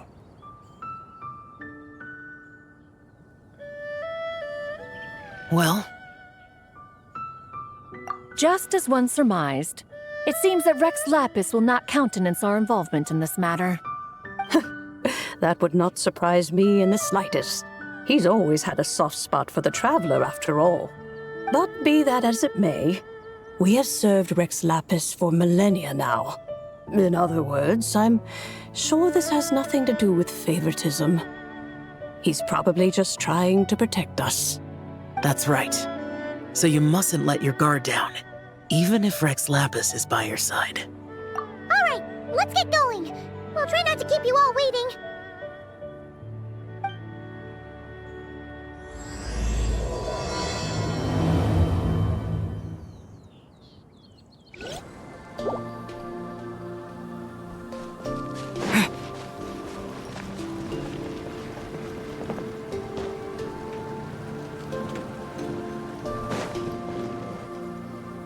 Who could have imagined that the once mighty Geo Archon might end up so, sitting on a humble stool in the woods, quietly weaving moon lanterns? You really do look like an old man now. This is a Shao lantern, not a moon lantern. In ages past, when the gods waged war and the world was in turmoil, these lanterns were lit to guide fallen warriors back to their homes. Had you tarried in the mortal realm for but a little while longer, you might have become quite accustomed to them. Even so, it bears such a striking resemblance to the moon lanterns they used to offer up to the heavens. Could this truly be mere coincidence? Perhaps in some sense it is, yet in another, it isn't. For instance, who is to say that some of Langan's magnificent jade did not become part of the very foundations upon which Liyue Harbor now stands? It is conceivable that this ritual was transmitted in such a manner too. Now, let's not let ourselves get carried away. For all its splendor, do not forget that, in the end, even Langan could not escape its heaven-sent fate. Alas, it is just a pity that the little creatures of this world may never again lift their eyes to the moon, even should misfortune befall them. But you, Geo-Lord, now that you rule this realm, why take the trouble, not to mention the risk, to visit one who bears such profound guilt as I? Are you not afraid that you might be sullied by the curse of time that was laid upon me? There is no risk to speak of. At least, not in comparison to that which you took when you defied the heavens all that time ago. As I have stated, time and again, it was not I who defied the heavens. Geo-Lord, the ancient affairs of Langan have nothing to do with me, for I am but one of her deadly selves, severed before her demise. My name is not Zebai, but Zichao. Surely you did not take us for one and the same, solely on the basis that we may all assume the form of white horses? Sorry to break it to you, but you seem to have found yourself the wrong white horse. Anyway, do tell me, what urgent matter brings you here? Very well then. I have come to ask for Zebai's shade. Oh? So, the Geo-Lord has set his sights upon Zebai's human soul. And what is it that you intend to do with it? The world outside is changing. With the new moon's birth, the confines of the Shadow Moon are gradually disintegrating. In other words, the heavenly soul is set to return. Consequently, strange phenomena have manifested within Langan's former domain, leading to the earthly soul's reappearance as well. The last of the trio, the human soul, is in your possession. Most intriguing. My intention is to gather all three together, so that an old friend may finally make her return. I must admit, it seems that some remarkable affairs are coming to pass in the outside world. Yet there is one thing you seem to have overlooked, Lord of Geo. Back in the day, it was you that freed me from that painting. And afterwards, I took up arms in your name. Together, we first subdued Chenyu Vale, then brought peace to Mount Qingse. It was for this cause that the contract between us was made. But now that the debt has been repaid, what cause have you to expect my aid? Zebai and I have long been friends. Given not only that you were manifested from a corrupt desire within her divine form, but that you also possess a fragment of her soul, how can you purport to be the wrong white horse?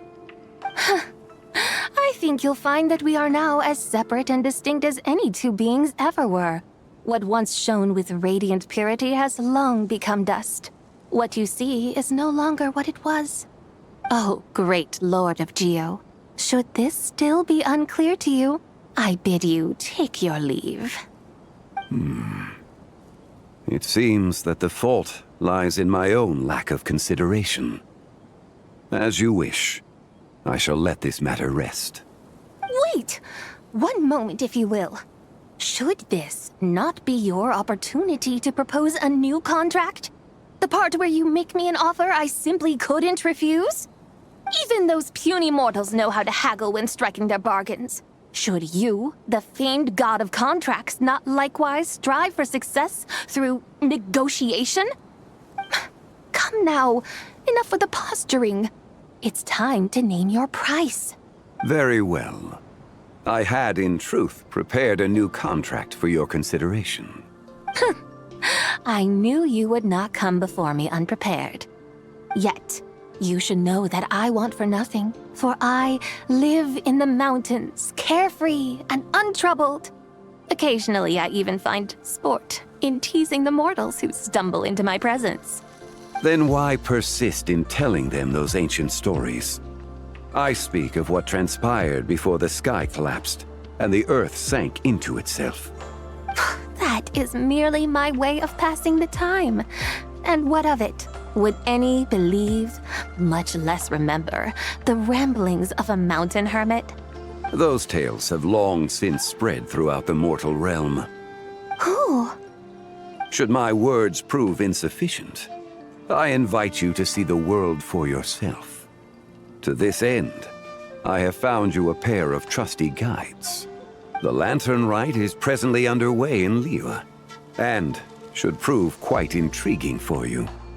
So this, then, is the contract you have prepared for me? Indeed it is. Think of it as a contract for a one-day festive excursion. Surely you do not hope to offer this in exchange for Tsubai's shade. The foundation of my very existence for a little excursion seems a little steep, wouldn't you say? Why not see for yourself? You can always decide afterwards. The final determination, of course, shall rest with you. Is that so? Then perhaps this deal might not be entirely off the table after all. Where then are these guides of which you speak? Hey, it's Xiangli!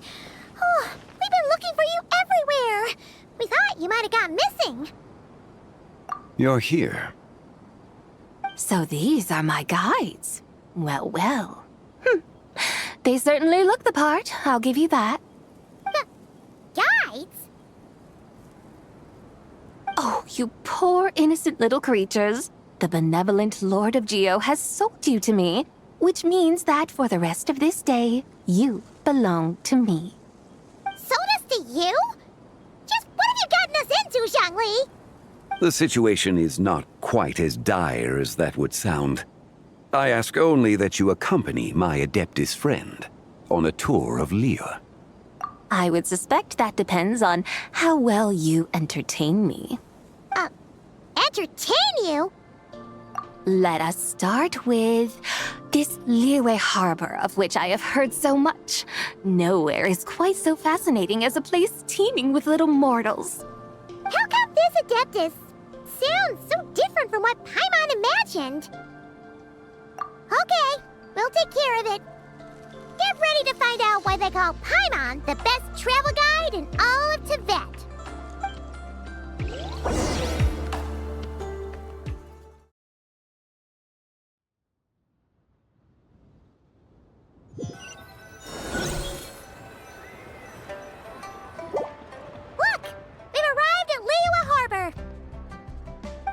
Is it Tibet's busiest port?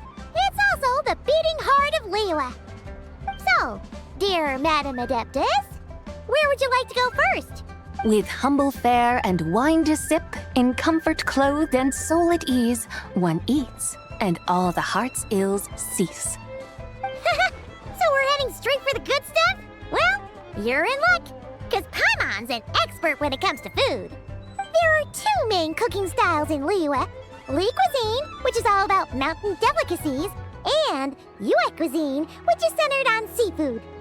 The most famous restaurants are Liuli Pavilion and Shinyue Kiosk. Oh, now Paimon's starting to drool. Guess our only option is to go try them both. 2 meals back to back. Both sound like excellent options to me.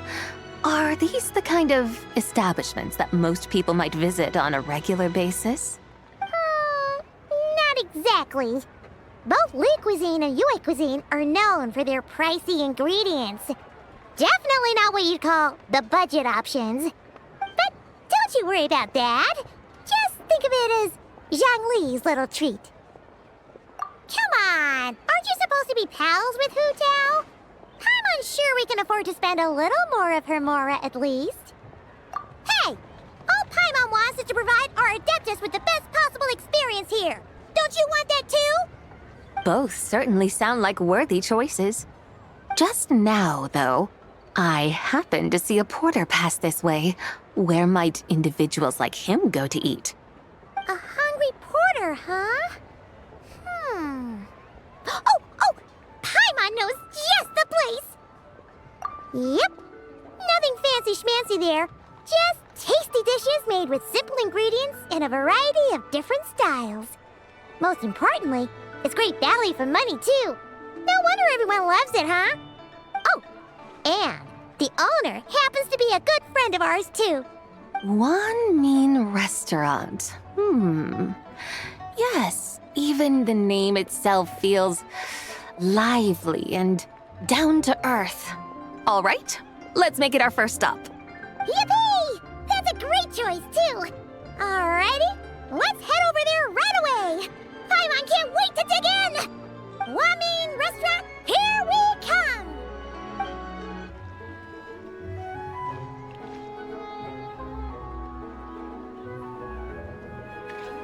Xiangling, Chef Mel, we're here. Oh, hello there.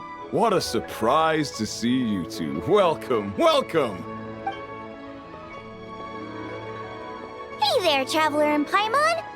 We're a little busy today, so grab a table while you still can. But I don't think I've met this lady before. Is she a new friend? You could say that. Oh, I see. Well, hey there. A friend of the Traveler's a friend of mine, too. Don't worry, we'll take good care of you. Just order whatever you want, it's on the house. By the way, I'm Xiangling. I cook here at Wanmin Restaurant. What's your name?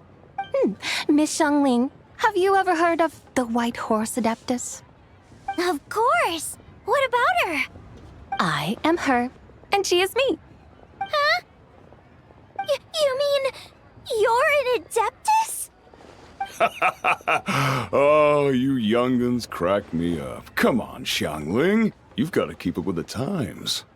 Haven't you heard of cosplay? It's like a role-playing game where you dress up as famous characters and pretend to be them. Seriously, it's all the rage, and it looks like this young lady is quite the expert. Your friends sure keep their fingers on the pulse, huh, Traveler? Wow, Dad. Didn't know you were so tuned in. But how come I haven't heard about it? You gotta listen to our customers.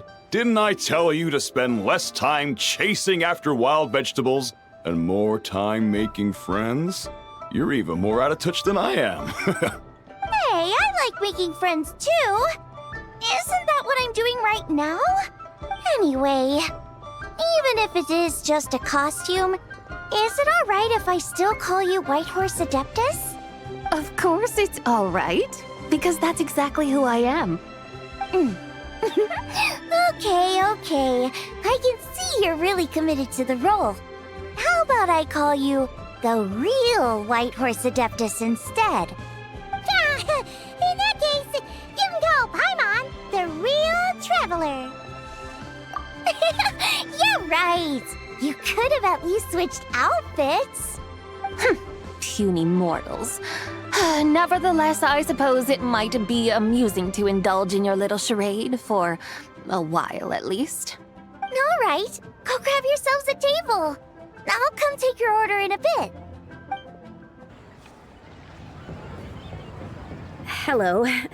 May I ask if Miss Xiongling and Chef Mao are here? Yeah, they're just over there. Wait a sec. Aren't you? So, what would you like to... You're... Hello, Miss Xiongling. It's me, Lu Xiongxiong, the one who broke some stuff here at your restaurant a few days ago. I just wanted you to know how sorry I am. I honestly don't know what came over me. Please, please forgive me. Oh, it's you. You really gave me a fright that day, young lady. You didn't actually get food poisoning from our blackback perch stew, right? Come on, Dad. She's come to say sorry. It's all right, Miss Lu. You must have been feeling a bit off that day. You're looking so much better now, though. Why don't you grab a table, too? This one's on the house. No, I couldn't possibly. Hey, it's totally okay. We all feel under the weather sometimes, especially when we're away from home. Go on, find yourself a... yikes. Looks like all the tables are taken. Wanna come sit with us? We've got an extra seat over here. Thanks, guys. So what would you like to eat today? Feel free to order anything you like. I should very much like to sample your renowned poisonous blackback perch stew. It wasn't poisoned. That was all on me. So that's one portion of blackback perch stew. How about you guys? Paimon wants... Sure thing. Looks like Paimon's having trouble making up her mind. Anyway, I guarantee you'll love it. Let me think. Well, since the blackback perch stew is on the spicier side, I guess it makes sense to balance it out with a serving of stir-fried shrimp. And since it's Lanternlit season, you better try out the triple-layered consommé and come and get it too. Those are our seasonal specialties. As for the carbs, since we've got a full table, how about some right at home? Along with our special chili mince cornbread buns. Trust me, you won't be disappointed. Then for dessert, I'll whip you up some Lucky Snow Delight. I just came up with it a few days ago, and I can't wait for you to try it. Wow! Sounds like quite the feast. Looks like Paimon's in luck today. Am I the only one who thinks that's way too much? Not at all. Don't worry, I know what I'm doing. And to top it all off, our star dish, Adeptus Temptation. You should know that we don't often serve this here at Wanmin Restaurant. But since this is my first time cooking for the White Horse Adeptus, I'm pulling out all the stops. Okie dokie, just sit back and relax. I'll have your dishes out in no time. Hold on. Did I just hear Miss Xiongling mention the White Horse Adeptus? You did indeed. And you're looking right at her. That's a joke, by the way. She's cosplaying. Oh, I see. Phew, almost believed you there for a moment. Tell me, little one, what business might you have with the White Horse Adeptus? It's a long story. Basically, a while back, I took part in an archaeological dig over at the chasm. While we were there, we discovered a number of relics. Our findings show that they date back to the era of Long Gone, an ancient nation whose people are said to have been the ancestors of some of the modern-day inhabitants of Chenyu Vale. And why might such matters concern the White Horse Adeptus? Because some of those relics not only seem to contain textual references to her, but even depictions of what she looked like. There have long been legends claiming that the White Horse Adeptus was a deity of that era, but there are plenty of other theories out there too. If I could just locate some more detailed records, I'm sure we'd be able to find out so much more. So you're into history? Well, to tell you the truth, I actually joined the archaeological team by sheer accident. But once I'd started down this path, I knew that I wanted to make something of myself. Recently, though, things seem to have taken a turn for the worse. Still can't believe I caused such a mess and even ended up hurting someone. Oh, so you're considering becoming a martial artist now instead? No, I mean, they weren't seriously hurt. It was just a few scratches, and they let it go after my mother compensated them. Either way, my career's pretty much over. And even though both the victim and the Ministry of Civil Affairs say they won't be pursuing the matter any further, my father says he's going to punish me according to our family rules. Family rules? Yeah, he's decided to ground me.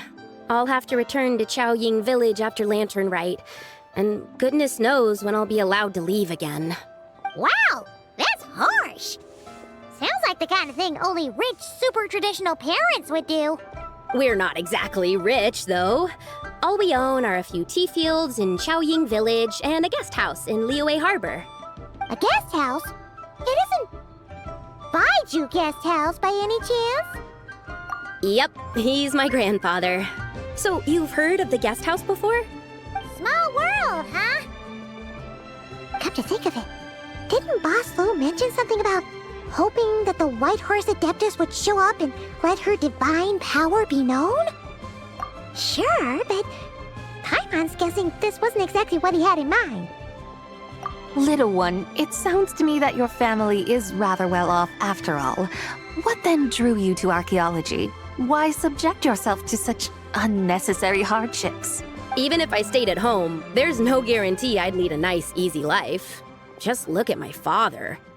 Recently, my grandfather put him in charge of the guest house, and he came up with a bunch of ideas right away, starting with changing its name. That didn't turn out well, though. My grandfather yelled at him for days, even calling him a bad son, and they still haven't let it go. Oh, Paimon thinks we might have heard about that too. Long story short, being dependent on others is never fun. You just end up being completely under their thumb. That's why I want to make it on my own out here, no matter how hard it is. After all, as the saying goes, to rise above others, one must endure the hardest of hardships. What's so funny about that? You poor, innocent little creatures never fail to amuse me. To think you would endure all manner of hardships in your brief time on this mortal plane, and all that merely to rise above others. I would have thought that the wiser path would be to simply roam this world as I do. Huh? Tell me, what is it that you truly delight in? Archaeology? Martial arts? Tea planting? Or perhaps the keeping of a guest house? What I delight in? Yes! Surely there must be something you don't find quite so exhausting. Whatever delights you should not feel like a burden. But do things like that really exist? Of course!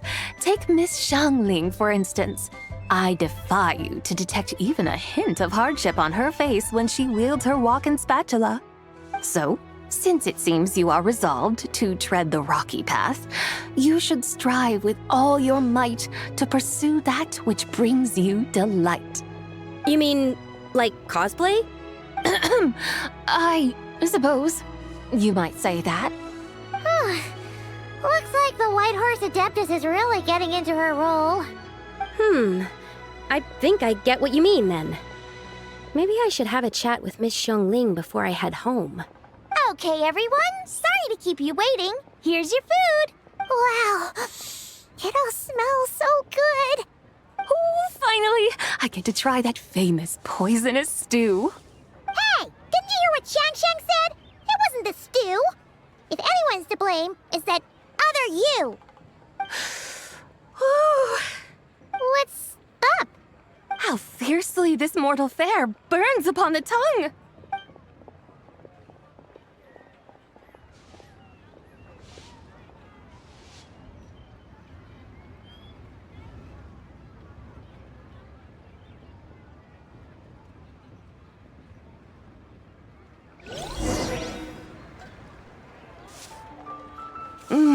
most satisfying as poisonous dews go. So, where to now? Time, I think, to seek out some diversion? Oh, there's plenty of entertainment options in Liyue. Paimon will tell you that. The locals like to drink tea, walk their pets, play chess, watch operas, attend storytelling performances. Storytelling performances? You know, like listening to people telling stories. They're usually based on old Liyue legends, just like their operas. Stuff like The Divine Damsel of Devastation, Through the Eyes of a Dragon, or The Sanctification of Tao Do. What about the story of the bright moon that sits in the sky above us? Paimon doesn't think she's heard that one. Still, the moon does come up quite a lot. It's even in the name itself. The Yue in Liyue actually means moon. Since we're on the subject, you like telling stories yourself, right? Why don't we go check it out? In that case, I'll have to trouble the two of you to lead the way. Awesome! Let's go! Third round knockout, here we come!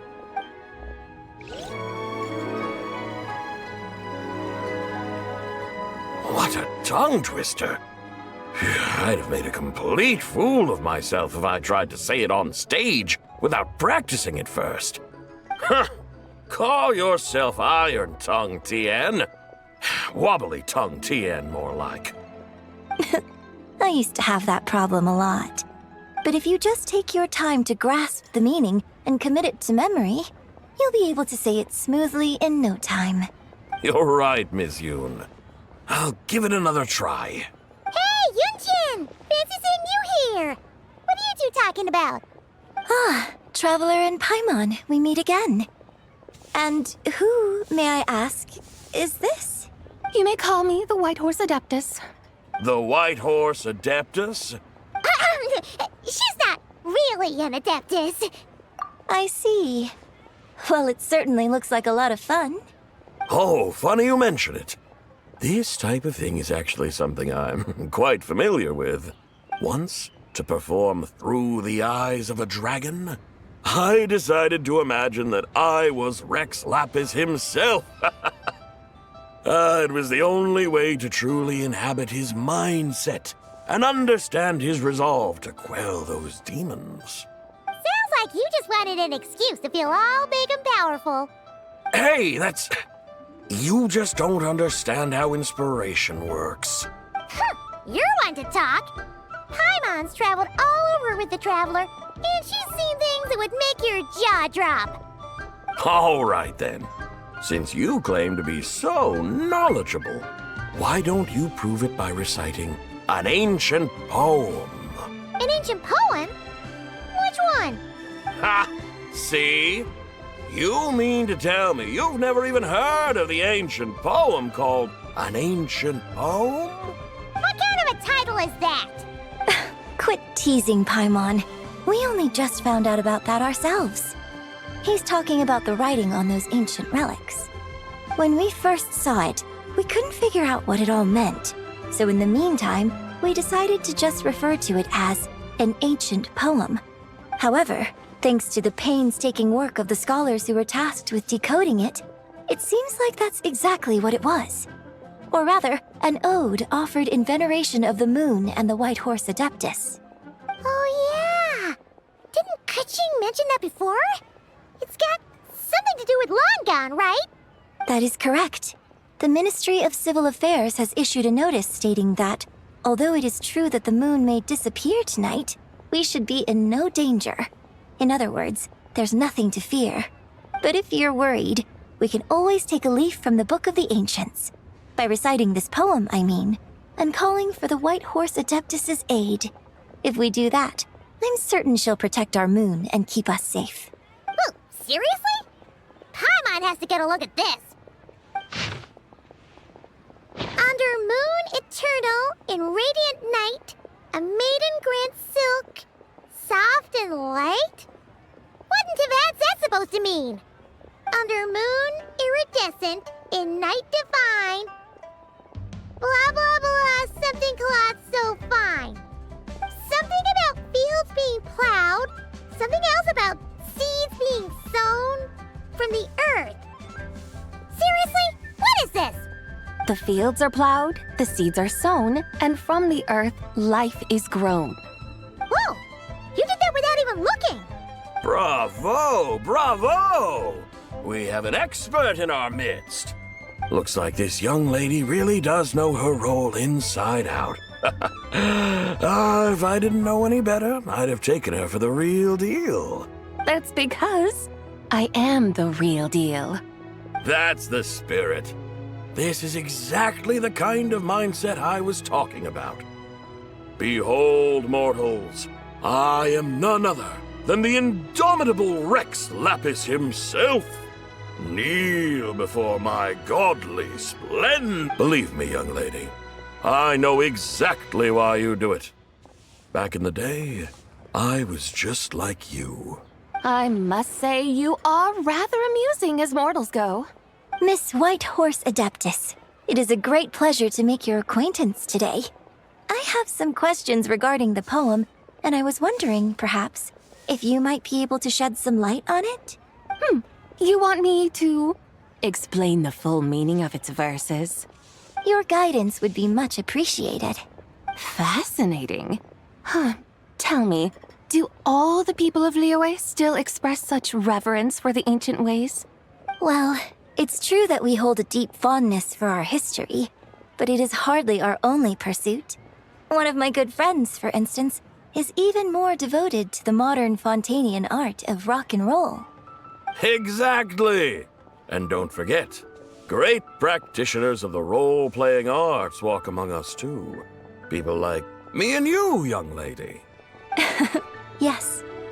So rather than placing too much emphasis on our reverence for the ancient ways, it might be better to say that here in Liyue, 100 passions bloom, each with a voice of its own.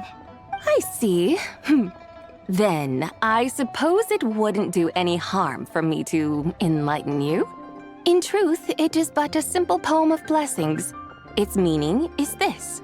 As the eternal moon rises in the night sky, a maiden adorned with lustrous jade descends upon the earth. She blesses the kudzu vines and mulberry leaves, so that they may be used to make coarse cloth that is nevertheless soft, light, and comfortable to wear. As the iridescent moon rises in the night sky, a maiden adorned with lustrous jade descends upon the earth. She blesses the kudzu vines and hemp so that they may be used to make fine, luxurious cloth. As the frost moon rises in the night sky, a maiden adorned with lustrous jade descends upon the earth. She blesses the mugwort and artemisia so that they may be perfect for divination.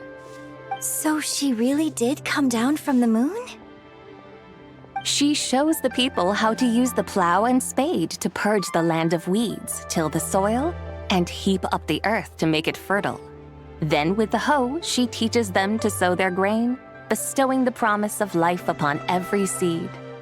She blesses the millet and the beans, ensuring that their stalks and vines stretch forth without end.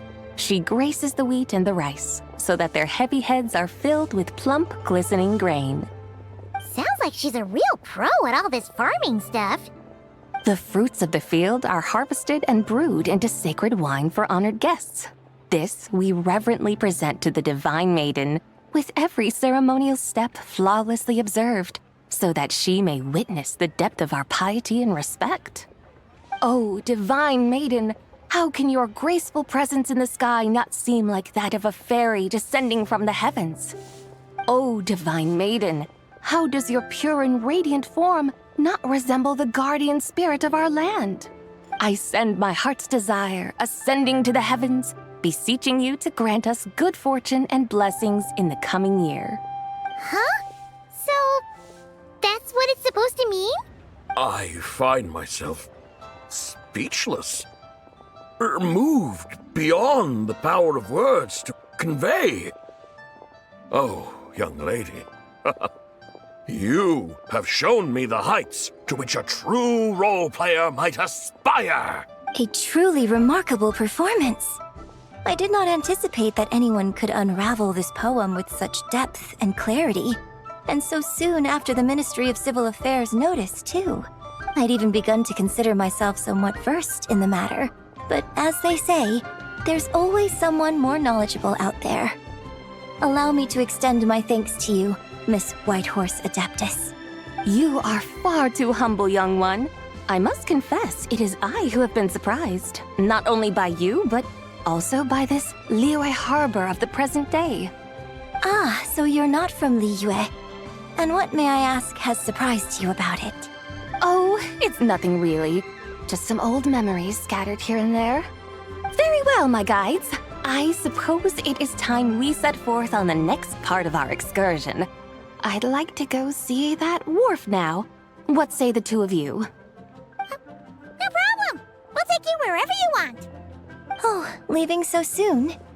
Before you go, allow me to introduce myself. I am Yunjin, director of the Yunhan Opera Troupe. May I ask your name in return? My own name is scarcely worth mentioning, but since you asked, perhaps I'll tell you the title of that poem instead. Huh? So, it isn't actually called an ancient poem? Of course not. Its real title is Odes of Long Zabai. Odes of Long Zabai. All right then, until we meet again.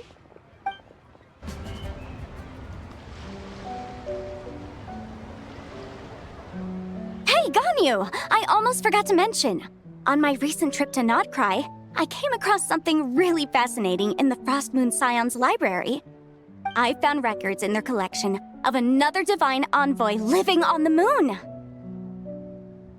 A divine envoy on the moon? You don't think it could have been referring to the White Horse Adeptus too, do you? No way to say for sure. Still, the similarities between our legends are intriguing, to say the least. Isn't it amazing? Especially when you consider how far apart we are. It truly is. We might live in different lands, but when we look up at the night sky, we all see the same moon and stars. Right?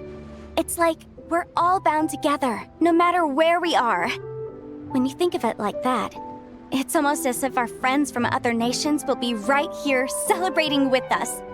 Isn't that a wonderful thought?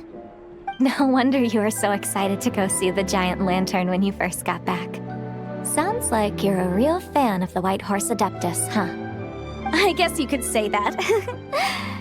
Just a pity she's so elusive. Even Granny's never met her, you know? Maybe she really is just a legend after all. Hey, Yanfei and Ganyu! Trust, Paimon. The White Horse Adeptus is as real can be. Huh? Oh, look! It's the Traveler and Paimon! Feels like I haven't seen you two in, like, forever. Happy Lantern Rite. It's so good to see you again. Hey, you two. Happy Lantern Rite. Did I hear you right just now, Paimon? Does that mean you've actually seen the White Horse Adeptus? She has indeed. And now, so have you. And you are? Why, who else? The White Horse Adeptus, of course. Could you maybe start with something else next time? You're the White Horse Adeptus? That's right. Allow Paimon to introduce you to our new friend, Zichao.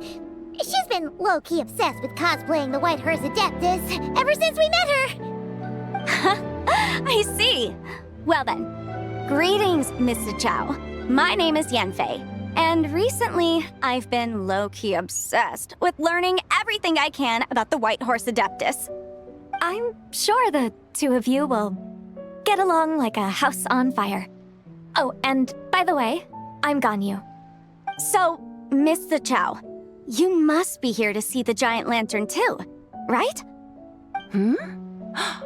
A horse-shaped Zhao lantern? Is that what I think it is? That's right. A lantern made to honor the White Horse Adeptus herself. Isn't it gorgeous? Huh? What are you laughing at? both the lantern and myself. What do you mean? Oh, this lantern truly is an artistic masterpiece. But tell me this, have any of you ever seen a horse before? Come to think of it, Paimon can't remember ever actually seeing one herself. What about you, Traveler? Oh, this horse appears to be mid-trot, but it has adopted what is called a lateral gait, where the legs on one side of the body move together in unison. A rather rare sight indeed.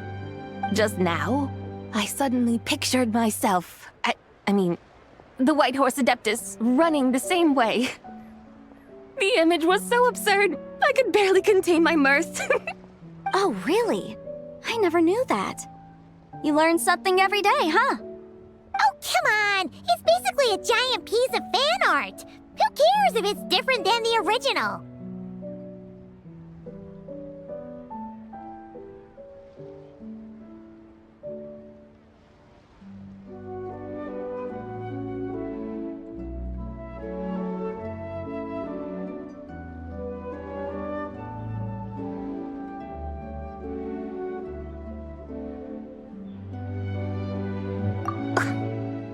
I was merely laughing at my own ignorance. I came here thinking that the White Horse Adeptus's tale had been long forgotten. Yet here I am, gazing upon a lantern made in her honor. Well, you couldn't have been more mistaken. There are so many tales about the White Horse Adeptus, I'm starting to lose count. Just off the top of my head...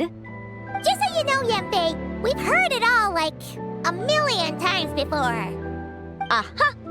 But there's one thing I can guarantee that you haven't. Huh? You mean like a new chapter of her stories come to light? Mm-hmm. And I heard it from Ganyu just yesterday. Hey, why don't you share it with the others? Sure, no problem. Where to begin? Do you guys still remember what Liyue's Moon Chase Festival is about? Of course! It's a festival held in honor of the Stove God. That's right. But it took a really long time for the Stove God Festival to become what it is today. In its earliest form, it was actually an adeptal ritual known as the Moon Chase Rite. Paimon remembers Madame Ping mentioning that before, but she never explained exactly what it was. According to Cloud Retainer, the Moon Chase Rite was originally a ritual meant for communicating with the moon. Communicating with the moon? But for what purpose? At first, Cloud Retainer wasn't entirely sure either, as it was always Rex Lapis who performed the ritual. Whoa! Rex Lapis did it himself? Must have been a really important ritual. That's right. Unfortunately, despite numerous attempts, they never actually received any response from the moon, which is why they eventually stopped performing it. But then, just yesterday, Keqing took a picture of the moon being obscured by a dark hole to Cloud Retainer and asked if it had anything to do with the Moon Chase Rite. The moment Cloud Retainer saw it, it suddenly dawned on her that the rite might have been an attempt to reach the White Horse Adeptus all along. Does that mean Zhang Li's been trying to bring back the White Horse Adeptus all this time? So how about that? Bet you never thought there might even be a link between the White Horse Adeptus and the Moon Chase Festival. If Keqing hadn't taken that picture to Cloud Retainer, we would never have known any of this.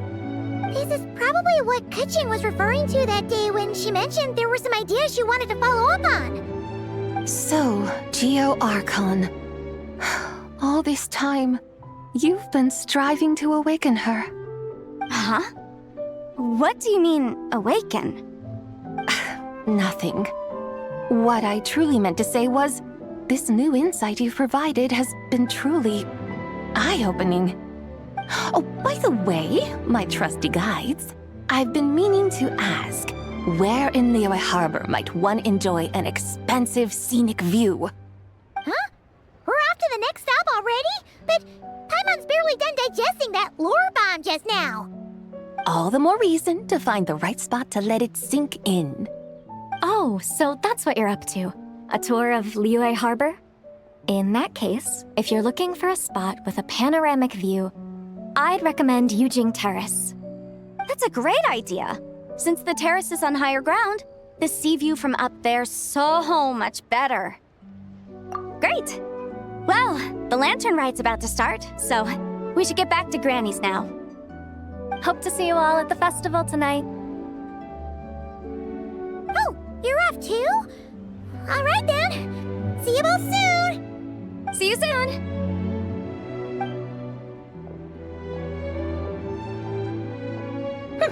Very well, my guides. What are we waiting for? Okay, you're the boss. Yujing Terrace it is.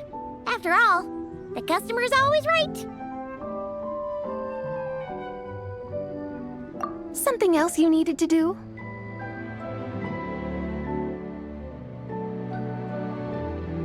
Oh, Paimon likes that idea.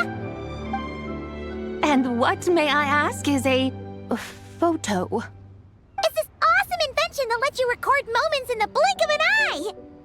Except, you've gotta try not to actually blink. Oh? What must I do in preparation then? Nothing. All you gotta do is choose a pose. The Traveler will handle everything else.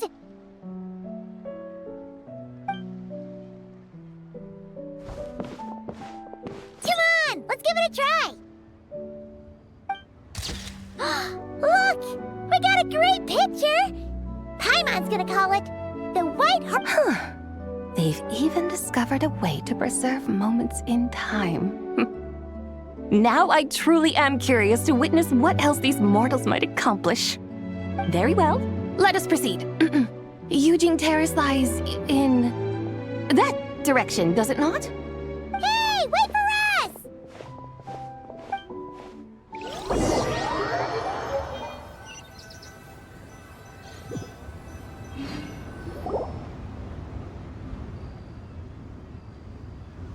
Truly a marvelous view if ever there was one. It seems the charm of this Liyue Harbor is only heightened by the sun's dying light. And soon, people will start releasing their shell lanterns to mark the most important day of the year. Practically everyone will be with their friends and family, eating a big meal, chatting, and even setting off fireworks. Trust Paimon, it'll look even more amazing then. What do you say? Want to stay to see that? No need. Let us bring this weary day to a close. Weary day? You mean you didn't enjoy your tour? I had imagined you would arrange for me to witness some grand spectacle. Perhaps the descent of divine beings, the manifestation of the sacred before mortal eyes, or the appearance of a selfless hero come to aid the helpless and downtrodden. Or, should that not come to pass, then at the very least spend a little more coin. For that, it seems, is how one finds true enjoyment. Alas, but there was none of these. Instead, we merely filled our bellies, listened to tales, and gazed upon a crude imitation of my likeness. And now the sun begins its descent. What a day of quiet tedium. Well, we're so sorry. If we'd known that was what you wanted, we'd have done it all differently. It's all that Zhang Li's fault for not making the customer's requirements clear. Well, it's too late now. Do you still believe I would part with that soul fragment, now so intertwined with my very being? But... I knew you were the more astute of the pair. Huh? You were just trying to scare Paimon? It seems the realm of the Geo-Archon has a way of making one more stony-faced. So, you were just pulling Paimon's leg? Of course. I was merely engaging in a little banter with the two of you. Long ago, I shared tales with various mortals who chanced upon my mountain abode. Never did I imagine that those stories would endure. It seems I greatly underestimated them. Perhaps, as your Geo-Lord said, A few pieces of ancient Langan's magnificent jade have truly become part of the very foundation of this land. So, you've decided to help us? Again, that goes without saying. I made up my mind some time ago now. When I beheld a rather intriguing scene as I set foot in this city. I saw porters passing through the alleys, setting down heavy wooden crates from their weary shoulders. Peddlers pushing carts as the kites and lanterns upon them rustled gently in the breeze. I saw cooks cooking, actors acting, scholars reading, soldiers marching, children playing, elders resting, officials officiating, and the common folk absorbed in this or that, reveling in the simple joys of life. Some, it seems, have already found that which stirs their hearts, while others continue to fret, troubled by uncertain futures. Yet, in this gentle and serene order, each holds fast to their anticipation, not only for the celebrations to come, but also for the first light of the morrow. Scenes I once yearned to behold now unfold before me, no longer in Langan, but in Liyue Harbor, thousands of years on. How wondrous is this mortal realm!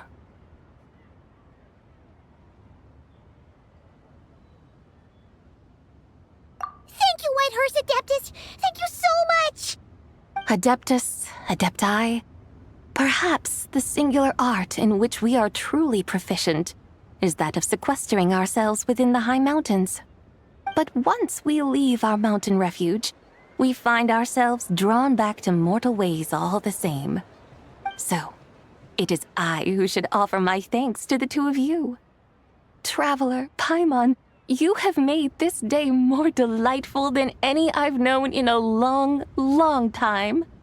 Come now, and take what it is you need. You mean, like, right now?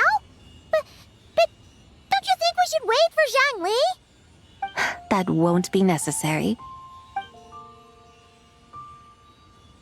All things shall meet again in their time, for the waters know no rest, and the flowers their appointed season. One need not fear that life is but a journey of goodbyes.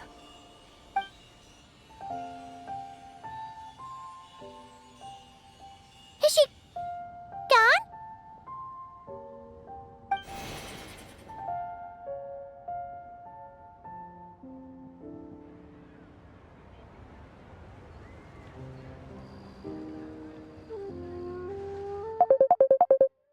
Yes.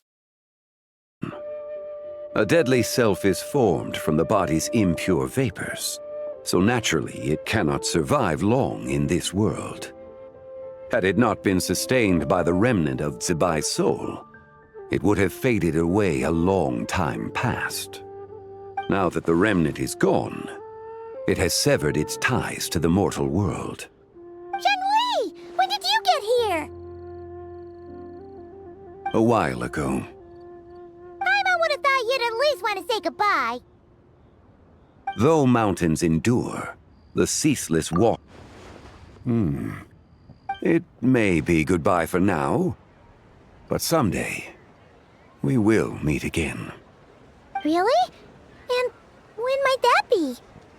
Who can say for sure? Years and years from now, perhaps. Or maybe tonight, at the Lanternlit. Are you saying that if the Whitehorse Adeptus were to be resurrected, she'd still have the memories of the three deadly selves? That she'd still remember us? We will find out soon enough.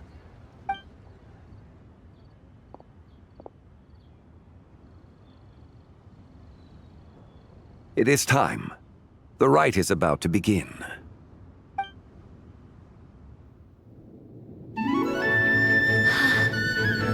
The rite is about to begin. Is the moon really gonna disappear? Got your lanterns ready, everyone? All set. Might be about time to put eyes to the sky. Wouldn't you say, Tianquan? Look!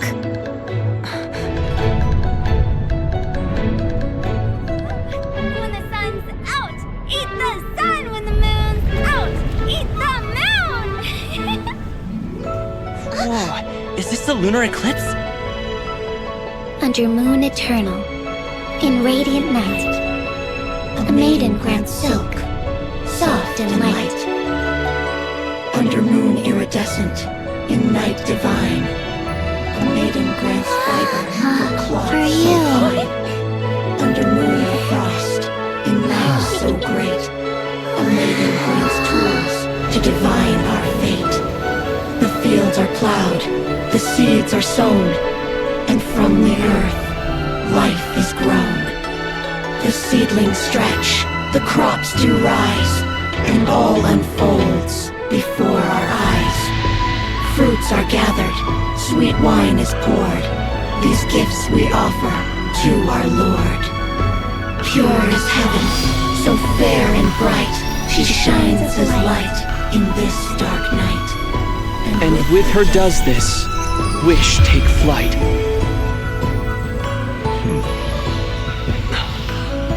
Devoted soul, scattered and unbound, let this lantern guide you home, by its light be found.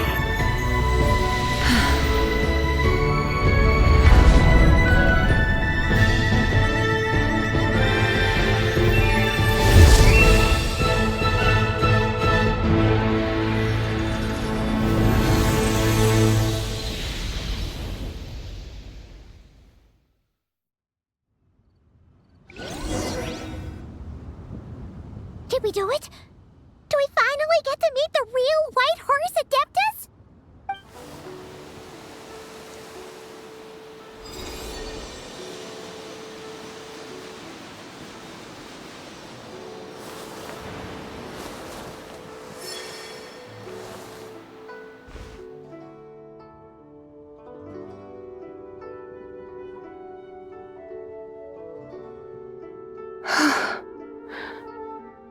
This place.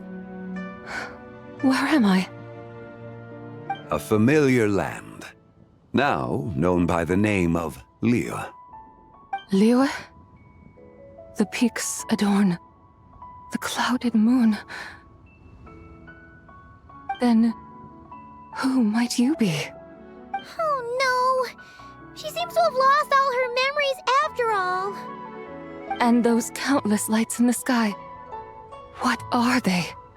These lights, each like a dwelling in glad accord, usher in this day of joyous rebirth. And whose rebirth might that be?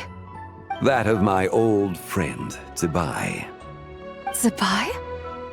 Yeah, that's you! Don't you remember anything at all? That's... me? Oh, yes. The envoy of the Lunar Palace, my name, is Zibai indeed. Then, you must be... the Lord of Geo, Heaven's Star. Many years have passed since we last saw one another. Zibai, my friend, welcome home. Home? But why does this place, this Liyue, feel at once so strange and yet so familiar? Who you are? Who are you? Ah, yes, I remember now. You are that young Wushu dancer, the one who seeks disciples. How fares your quest for disciples? It must have yielded a truly prolific body of students by now, I trust. Hey, you've got it all wrong! You're talking about Gaming! But I could have sworn... Oh, that's right. You're that impudent blonde youngster who kept meddling in my affairs. And to think you even had the audacity to presume yourselves worthy of being... What was it again? Ah, yes, of being my guides. How very wonderful to see you again, my most faithful and beloved guides. I trust all has been well in my absence? Well, she finally got it right. But that sudden mood swing felt even weirder. It's like her head's packed full of slimes. It is possible that her cells have not yet settled. After all, They've only just been brought back together. It may be some time before she fully recovers. Huh? You mean, kinda like she's still half asleep? That I cannot say for certain. Perhaps a few days. Perhaps a few years. A few years? Mortal years are but a poor measure when divine beings tread the realm of dreams. Well, if you say so. Anyway, at least she's whole again, right? That already seems like a pretty good outcome to Paimon. Yes, there is little cause for worry. We need only wait and let time take its course. Say, what are those little creatures over there up to? Celebrating Lantern Rite, of course. And those lights up in the sky? Those are all Shao lanterns. This year, each and every one of them carries a little wish inside. Lanternlit. Then, may I join in too? Of course! Why else do you think we've been running around like headless chickens these past few days? Tell you what, Traveler, why don't we take the White Horse Adeptus out to celebrate? Who knows? Maybe seeing some familiar faces might help her find her feet? Hey, Zhangli! You've got some time on your hands now, right? Why don't you come along with us? By no means a bad idea, Paimon. Oh, and Zabai, before Paimon forgets, when we meet the others later, remember to wish them a happy Lantern Rite. Happy, Lanternlit? Happy Lanternlit! Yes, happy Lanternlit indeed. Well then, let's go!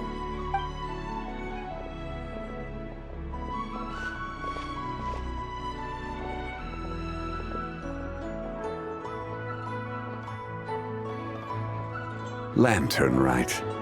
A night of joy, reunion, and moonlit blessings for all.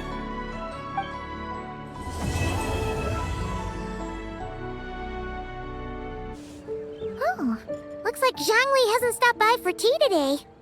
Hey, are you two looking for your friend? Try going up that way.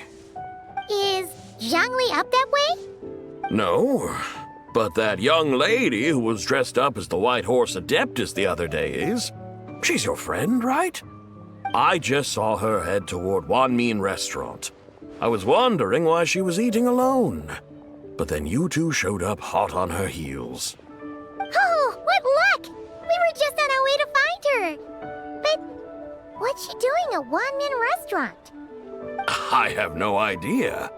I said hello, but she completely ignored me. She couldn't have forgotten who I am, right? I mean, we're kindred spirits, aren't we? Maybe she's still half asleep, but her brain might be a little fuzzy. Oh, that makes sense. I was wondering why her eyes were so red. Her eyes were red? Oh, that doesn't sound good. You young people, staying up all night because you think you're invincible. Look at your friend. Missing out on sleep so she can pretend to be the White Horse Adeptus. That's where that leaves you, you know. A word to your friend from someone who's older and wiser. She really needs some rest.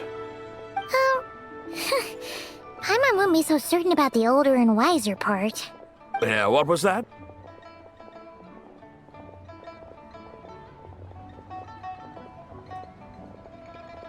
Hurry along, then. Oh, and don't forget to come back and check out my Rex Lapis cosplay when you're done.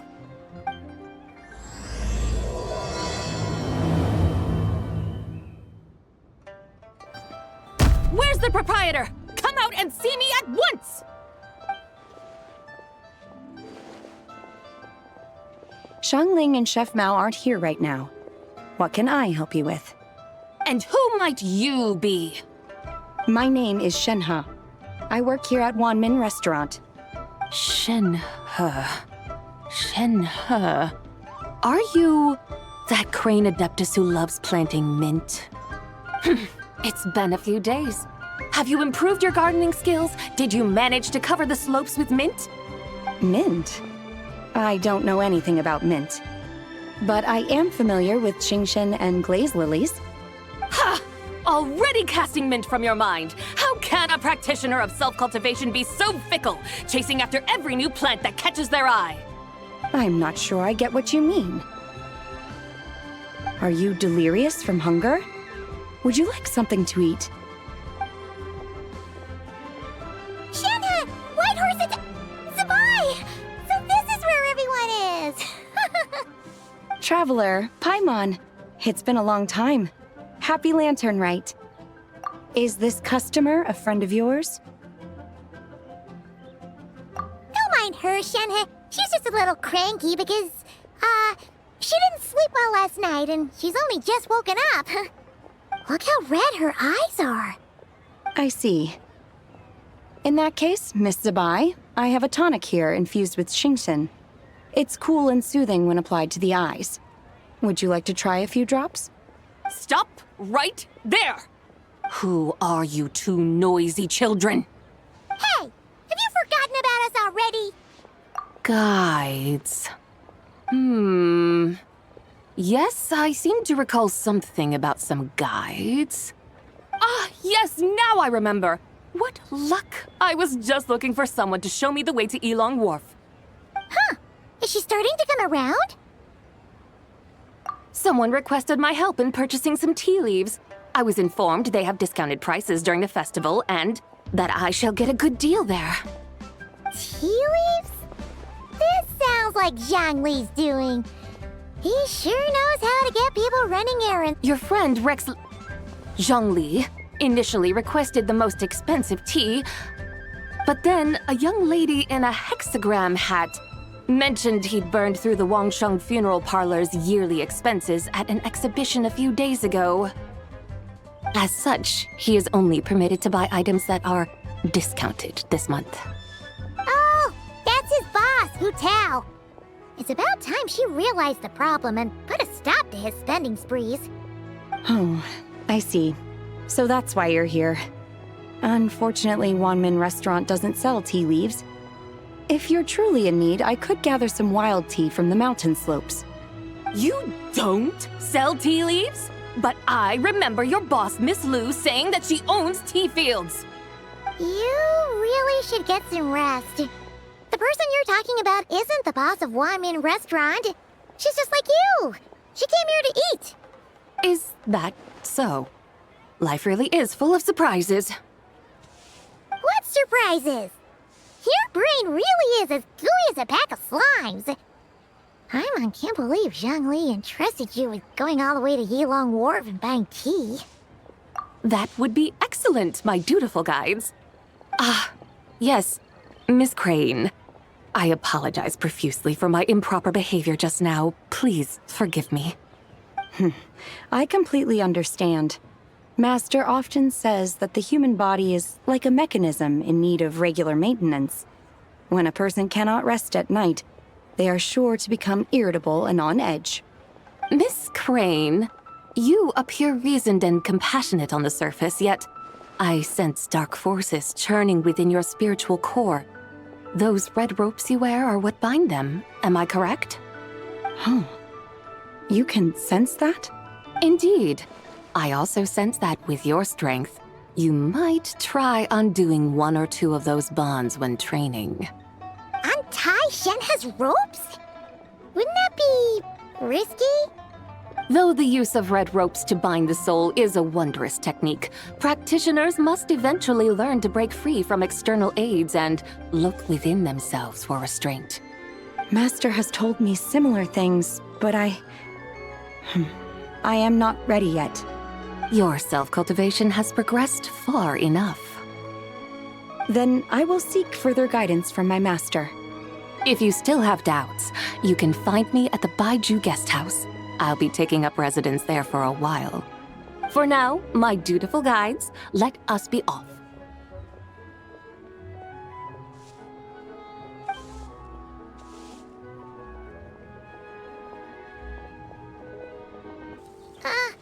Aren't we going to Yilong Wharf? How do we end up on this mountain? Is that small town over there not Elong Wharf? I sense a familiar scent wafting through the air. You're right! for the smell part. Paimon doesn't smell anything. That is because this scent is the essence of jade, which can nourish the spirit. Oh, yeah, Shenyu Vale does have a lot of jade, but Paimon didn't think jade smelled like, anything. Naturally, this has reminded me of something. And what's that? A few simple tricks for mastering one's power.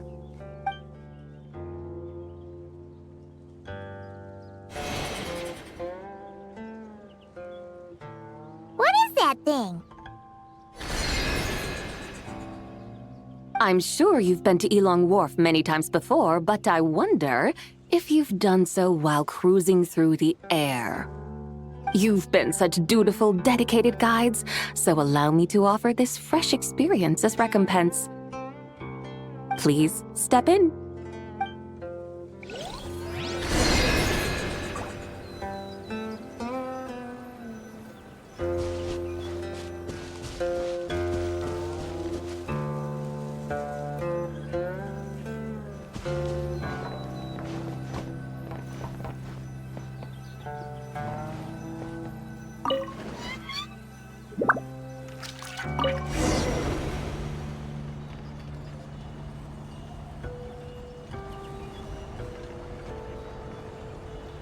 This is amazing!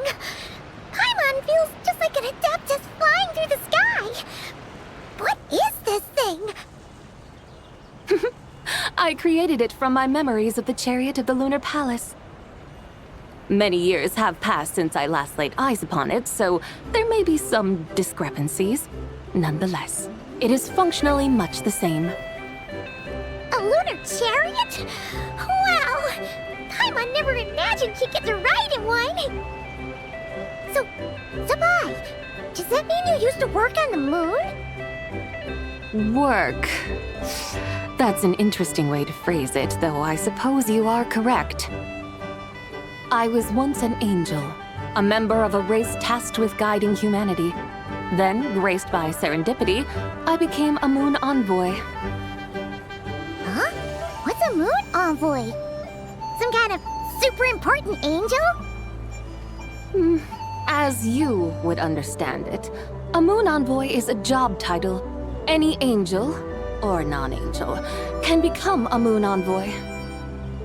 Does that mean you're not the only one? Of course not. Though my memories are still hazy, I vaguely remember some of my colleagues. There was one who liked to take on the form of an ibis. An ibis? Could it be... Can all moon envoys turn into animals? Does that mean Lauma could take that job? She can turn into a deer, and moonchanters are some sort of Luna envoy anyway, right? Moon chanter? I have no idea what those are. Oh, okay then.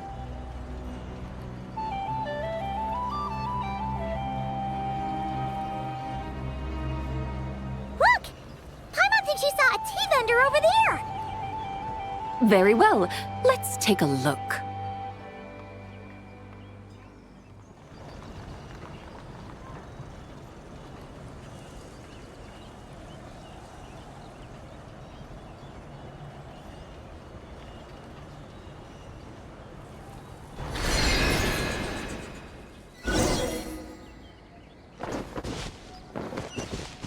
Running late again.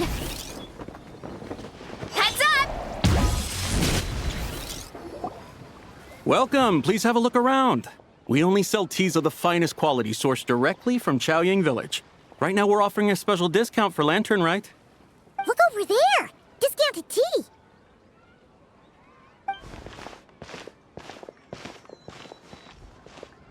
Dear customers, are you looking to purchase some tea leaves? I can see from your bearing that you are no ordinary customers. My humble shop has some exquisite teas that should satisfy your more refined tastes. We're not here for quality. We're looking for a discount. A discount? Well, that's a coincidence. Our Sunglaw tea is on sale right now. A special festive offer. Something about the name of that tea?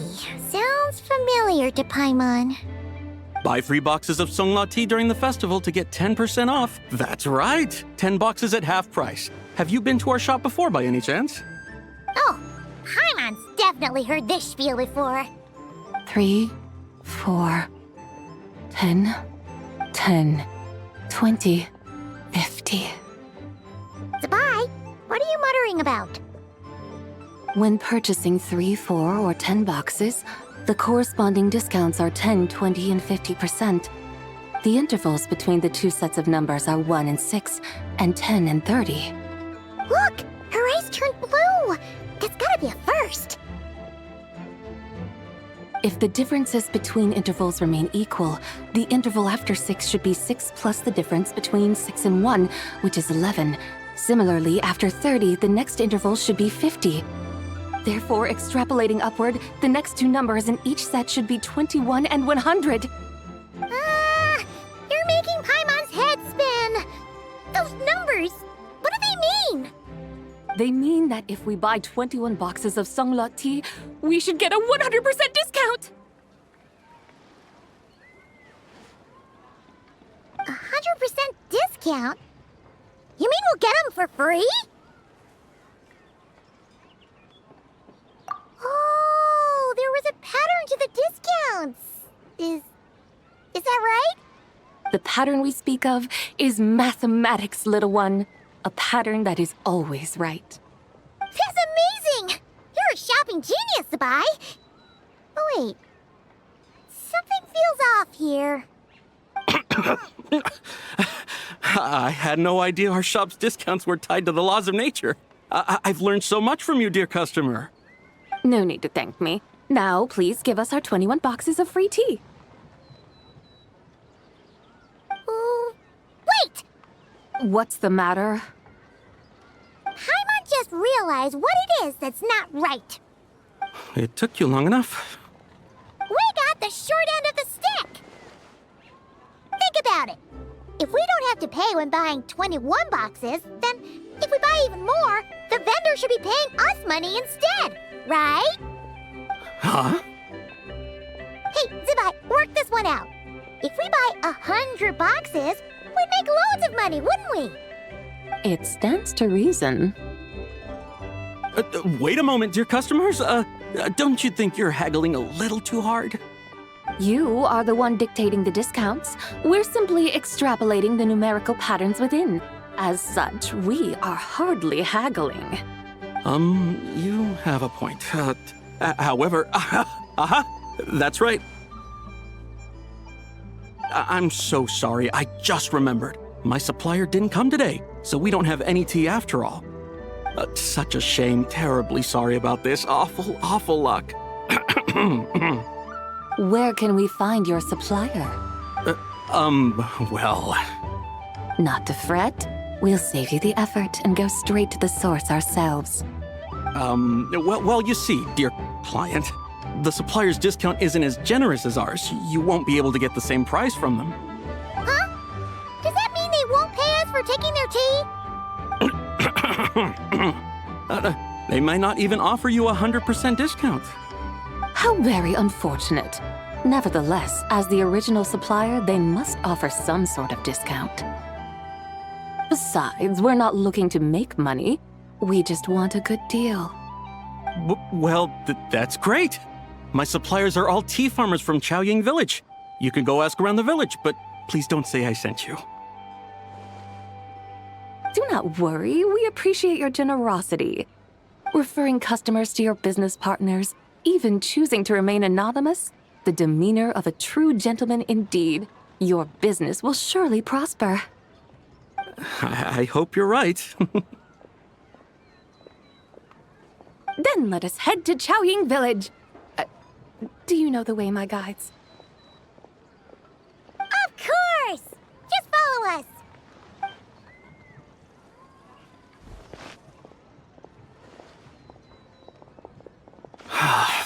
What otherworldly beings were those? Thank the heavens I managed to send them on their way. I should hurry home and pray to the White Horse Adeptus. May she bless me such that I never encounter such customers again. Here The mountains and waters are pristine. They embody the beauty of heaven and earth.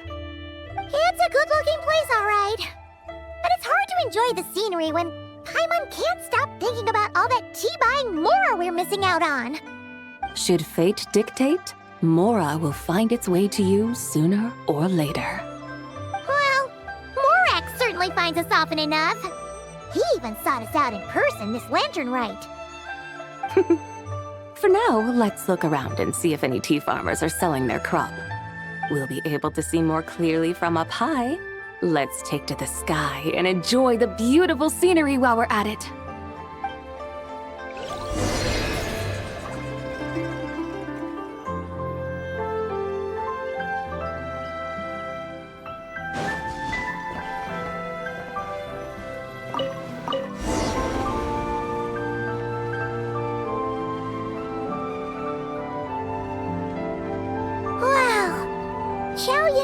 Looks beautiful from up here. Indeed. The houses here are quite different from those in Liyue Harbor. They follow the natural contours of the mountains, forming unique, elegant structures. Yeah, it's super beautiful. The white walls and dark tiles frame the emerald waves of the terraced fields, while the curved eaves and tall gateways juxtapose each other with grace. It's almost too beautiful to be true. The crowing of roosters and barking of dogs, the calls of farmers working the fields, a vibrant pastoral chorus overflowing with earthly vitality. Yeah, it's incredibly beautiful, huh? Have you studied the linguistic arts by some chance? Huh? Your vocabulary for beauty seems rather constrained. Paimon knows how to say pretty as well. I see. Now then, let's take a look around and see if we can find any farmers selling tea.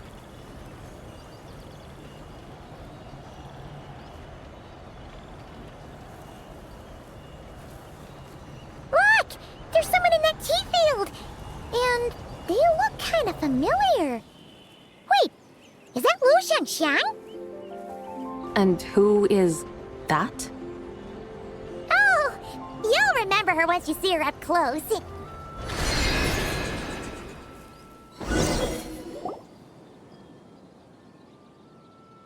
there, Lu Xiangxiang! It really is you! Huh? Paimon, Traveler, and the White Horse Adeptus.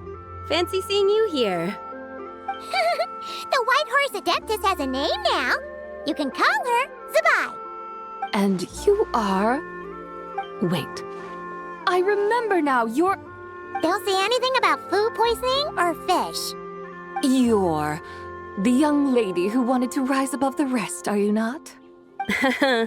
Yes, that's me. But I'm in a bit of a state right now. At best, I can say I've fallen below them. Fallen below them? What happened?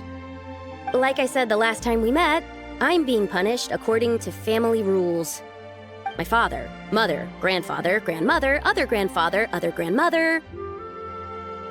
Oh, that's a lot of family members. Yeah, and on the night of Lantern Rite, they held a family meeting to discuss my situation. So, they do care about you.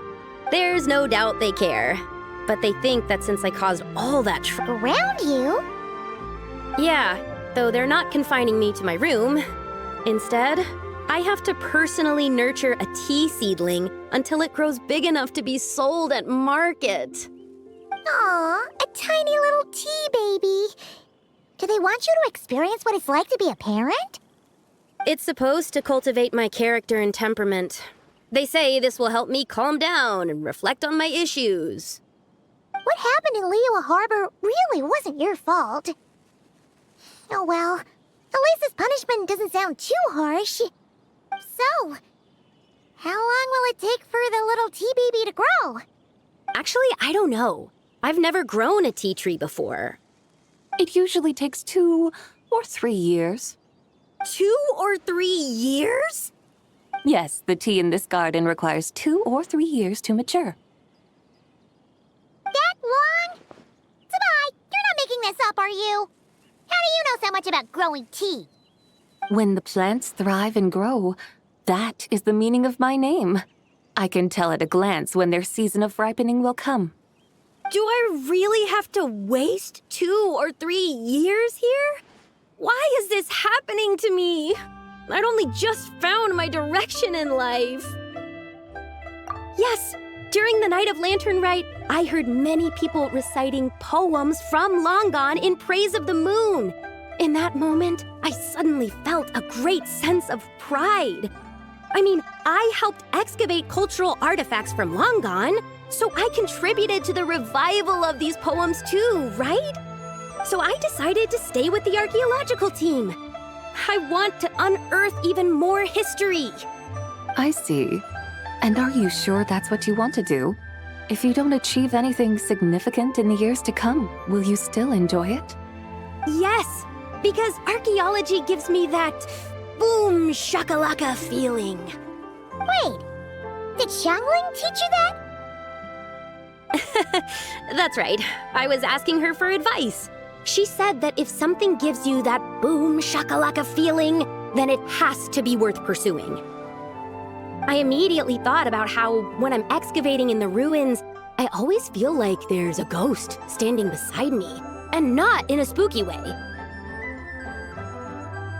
It feels like my great-great-great-great-great-grandmother patting me on the shoulder and saying, "Keep going. You're about to rediscover some grand ancestral knowledge."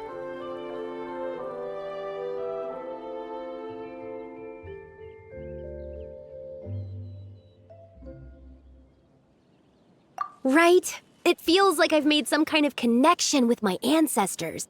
Isn't that amazing? Since you've made up your mind, you should give it your all.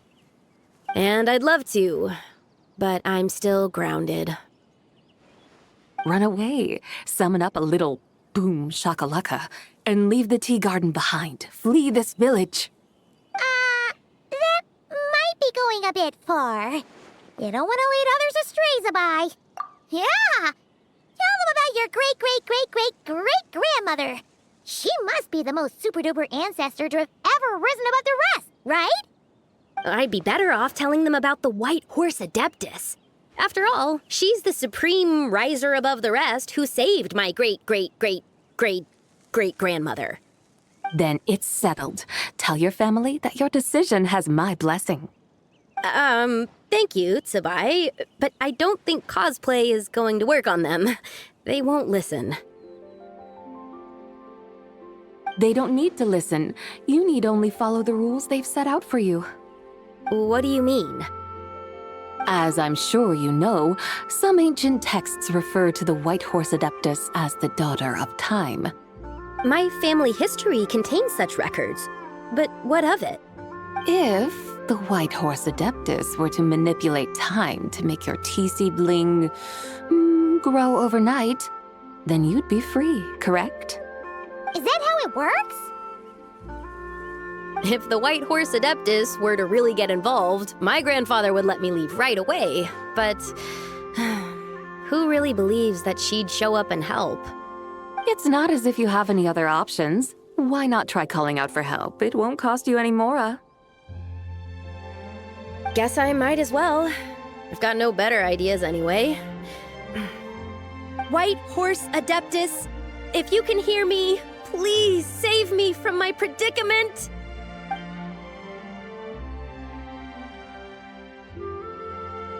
Ugh. Nothing happened, as expected. Perhaps the White Horse Adeptus has already heard your prayer. Why not come by then? The seedling you planted may well have grown into a thriving tea tree. Thank you, Tsubai, for trying to comfort me. I do feel better now. Can't you really do something like that? Oh, it's getting late. Why don't you all stay at my house tonight? My family may be strict with me, but they're always welcoming to guests. That sounds great! Let's get some sleep and then come back here tomorrow to see if our tea baby has grown.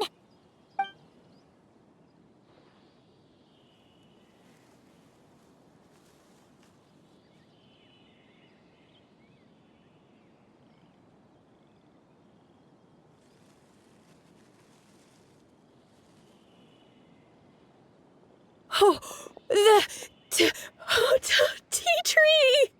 Whoa! Your tea baby is all grown up! Indeed, it has grown into a mature tea tree that can stand tall in the face of wind and rain. How is this possible? It must be the work of the White Horse Adeptus. Her prayer must have moved her. Are you sure? Perhaps she heard your prayer and chose to answer the call. She once saved my great-great-great-great-great-grandmother. This time, she saved me. That's incredible! Your family must be blessed by the White Horse Adeptus. I guess so. I need to tell everyone the news right away. They'd better. Since this is the will of the White Horse Adeptus, I don't see how they could object. Go! And if you run into any more trouble, call out to the White Horse Adeptus just like yesterday. Thank you so much. Paimon really thought you were going to use Adeptal energy to make the tea baby grow, Zabai. When an Adeptus exerts effort, consuming their energy, is that not using Adeptal energy?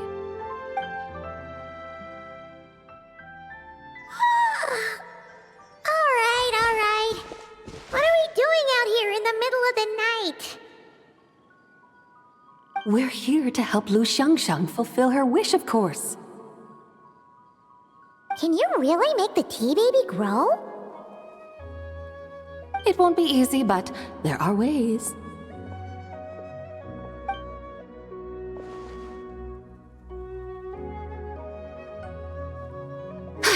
There, it's grown. Hey! You just transplanted a tea tree from over there! So, there's a mature tea tree here now, yes? Oh, yeah, but... And am I not the White Horse Adeptus?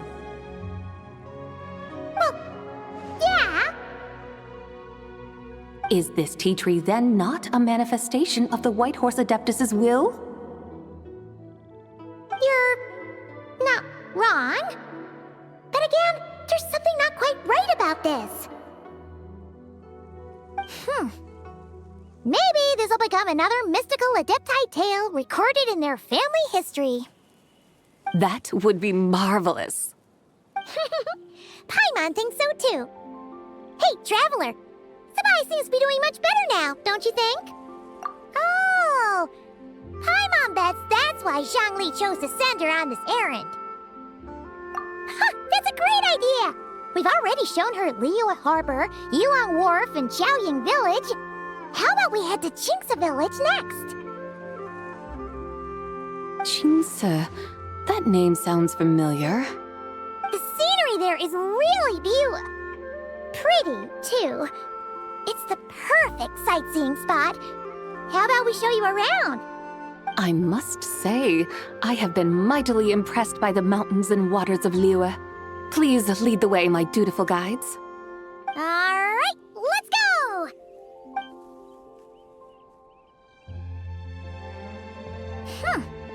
Paimon can't help feeling like we've forgotten something. Pay it no mind. I've already forgotten more than you will ever know. All right. If we forgot something, it can't have been that important to begin with. Qingce Village, here we come! We should plant cucumbers. We should plant canolas. We should plant cucumbers. They're easy to sow. We should plant canolas. The flowers are pretty. What are you arguing about, little ones? We're deciding what to plant in our field once Lanternlit is over. Yeah. Dad gave us a small plot of land to grow our own crops. He said we can keep all the more we get from selling them. We should plant cucumbers, right? Dad plants cucumbers every year. We should plant canolas. We can press the seeds for oil. It smells good and sells for a good price. Ah, an agricultural debate. This should be easy to sort out. Granny, are you a farmer? Could you tell us what to do? Granny? What did you just call me, you rapscallion? Oh no, her eyes are gonna turn red again. It's just, my granny smells really nice, and you smell nice too, so... Sorry. How about we call you Auntie instead? Auntie? Oh, all right. Big Sis Zubai, can you help us decide whether we should grow cucumbers or canolas in our field? You little rascals. Using priceless land like this just for cucumbers and canolas? What a waste of heaven's gifts! Huh? What should we plant instead? With the coming of spring, when all things awaken, the field should be sown with the 5 grains. What are those? The 5 grains are life's staples, the heart of the people's table. I notice the people here mostly eat rice, so that is where you should begin. Based on the local climate and soil, seedlings planted in mid to late spring should produce mature grain within 2 or 3 months. When autumn comes, you can plant a second crop, with time still to harvest it before the first frost. The rice you harvest can be sold at market or kept in your stores. It's a far better choice than cucumbers or canolas. Oh, but Big Sister Zubai, I like canolas.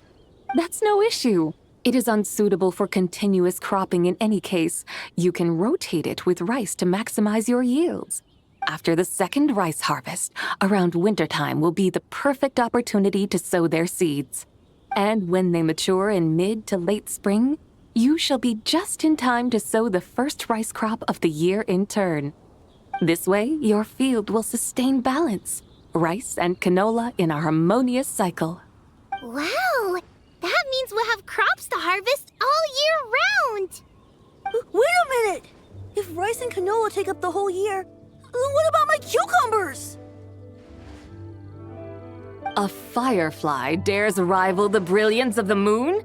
In what twisted universe should cucumbers vie for land with rice? Big Sis Zubai, you're going to hurt Lil Lee's feelings. Auntie hates cucumbers. Stop crying this instant! I meant that cucumbers are simple enough to grow. There's no need to devote a whole field to them.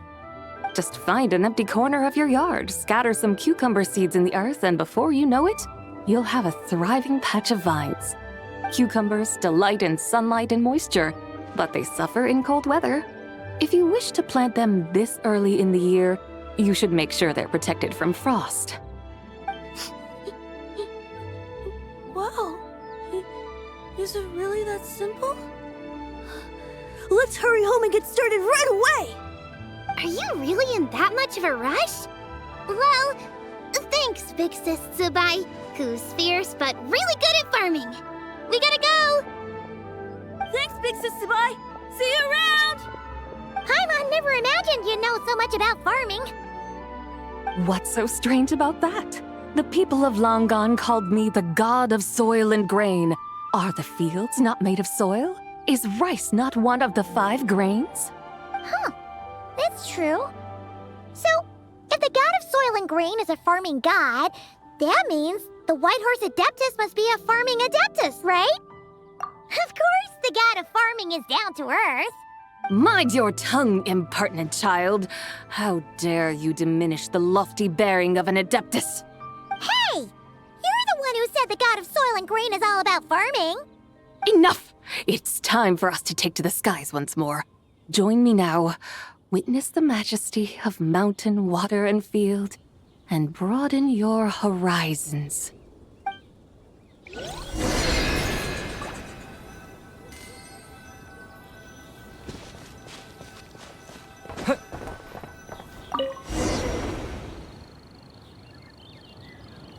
Wow!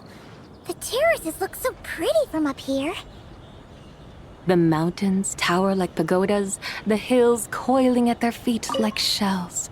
Layers built upon layers, rising and falling in harmony.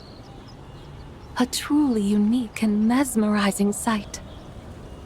Thinking about it, you have a special connection to this place, you know. A special connection? Yeah! There's a local legend about a white horse leaping from a pure spring to follow Rex Lapis into battle. Don't you remember? You must have been living in seclusion around here. That does sound somewhat familiar. Oh, and if we keep going up this way, we'll reach a super duper spooky spot. You might have a connection to that place too. There's an ancient array that seals away the remains of a fallen god. A god's remains? Yeah! The people of Liyue turned that story into an opera called The Sanctification of Tao Do. Does that ring any bells? Tao Do. Huh. The 7 and 8 gates array. That's right, that's right! You do remember! Bune, the god of the underworld, who could pacify the forces of life and death. Huh? So, Tao Do had another name? Let's go take a look.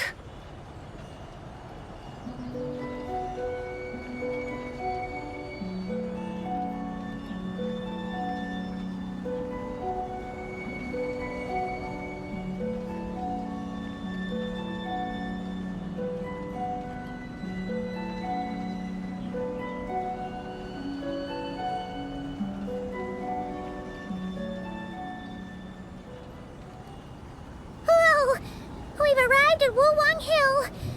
The atmosphere just turned spooky. I can't help but feel there's something strange about this friend you haven't seen in ages. Huh? Paimon thought she heard someone's voice. Let's head down and check it out.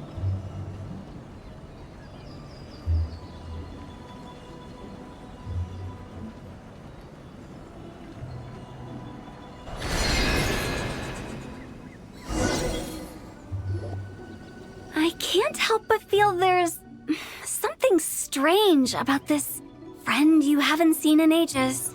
Strange? Whatever do you mean? Her strangeness defies description. This Miss Zabai is a full-blown enigma, don't you think? I'm afraid I have no idea what you're talking about. Aren't you worried about sending her all the way to Yilong Wharf on her own to buy tea? What if she gets lost? Where there are people, there are paths. Now I'm the one with no clue what you're saying. She can ask for directions. And then what? She will meet strangers in unfamiliar lands, build friendships, part ways. Hers will be a long journey indeed. The further the journey, the more footprints one leaves behind. The deeper those footprints, the harder it is for time to erase them. Ah, so you want her to make new friends. I see. But from what you say, it sounds as though she's not from Liyue. I believe she was not, but perhaps she will be. You're sounding stranger by the second. Huh. Oh, over there. Oh, look who's here. Hu Tao! Zhongli! What are you doing here? Traveler. Paimon. Fancy meeting in a place like this. Oh my, and Miss Zabai too. Sounds like fate to me. We were taking Zabai to buy some tea from Yilong Wharf. Zhongli sent her there, though she didn't even know the way, and... Oh, drat! We forgot the tea! Oh, Paimon knew we were forgetting something! What's done is done. There's no need to dwell on it. Fresh tea grows with each passing year. Let fate deliver it as it wills. Exactly. You can get tea wherever you go. You're hardly running low now, are you? Paimon feels a lot better now that you've said that. Still, I'm a little confused. If you were buying tea, how did you end up all the way out here? We're taking Spy on a sightseeing tour. We started at Liyue Harbor, stopped in at Yulong Wharf, went sightseeing around Xiaoying Village, made our way to Qingce Village, and now we're here. Wow, that is quite the itinerary. Yeah, actually, Paimon thinks it's about time we headed back. I'm here to pay my respects to my ancestors. My dear consultant kindly agreed to join me. It is Lanternlit after all. Adepti and ancestors should be venerated alike. Ancestors? Wait, could you be? Are you heir to the Wuwang kid? Or perhaps the lone butterfly of the Crimson Flame? Whoa, have you got all your memories back? Huh? Miss Zabai, you know about the Wangsheng funeral parlor and the 8 adepts? I happened to hear a storyteller expound on the sanctification of Tao Do. Lots of people know that story, sure, but very few can discern my family lineage from just a glance. Well, Zhongli, your friend here really is quite something. Unfortunately, there's no time to dally right now. We have a hill to climb. Perhaps once today is done, we can find time to chat over tea, recite poetry, and admire the moon? That would be wonderful, Director Hu. Oh, and before we go, you've been traipsing around all day. I suggest you stop off at the Wangshu Inn on your way back for a good night's rest. Wouldn't do to exhaust yourselves, Don't mention it. All right, we'll take our leave now. See you later. Hotel's so thoughtful. Why don't we follow her advice and stay at the Wangshu Inn tonight? Sabai, you can see the whole of Dihua Marsh from up there. The view's amazing. Plus, you can sample Smiley Yinshao's cooking. Wangshu, an intriguing name. It couldn't hurt to check it out. Awesome, let's go. Is that towering structure Wangshu Inn? Sure is. We can take the lift up from over there. Always walking the path long trodden. Does retracing others' footsteps not tire you?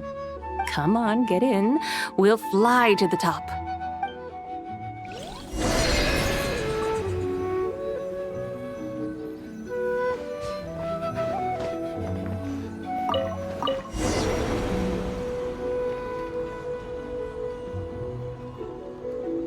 Are we really going to fly up to Wangshu Inn? Isn't that a bit showy? All the guests are going to see us. Is that a bad thing? To be able to witness an Adeptus. This will surely add to the inn's appeal, not to mention the room prices. The owner will thank us.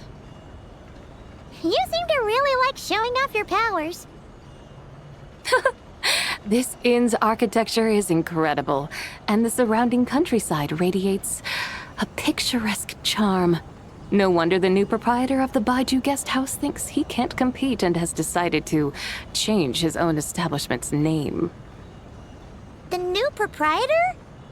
Ah, you mean Lu Shengsheng's dad. So you know about that too.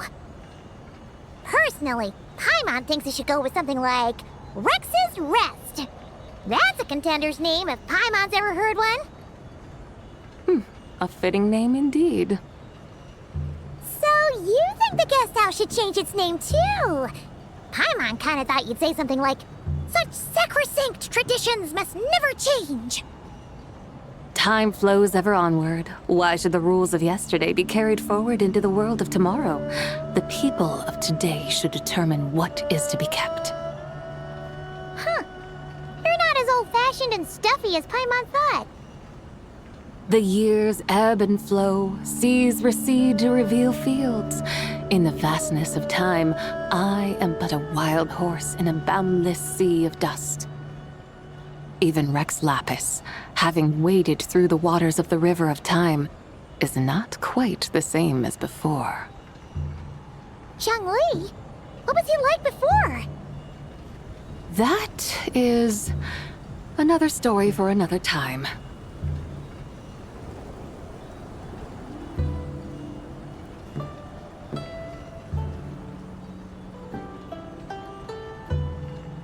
We have arrived.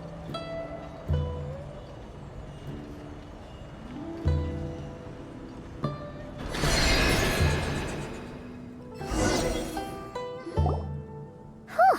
This is the first time Paimon's ever flown up to Wangshu Inn on a chariot. Everything's so different when you're up high. Wangshu. Like moon lanterns and Shao lanterns. Might it all be a coincidence?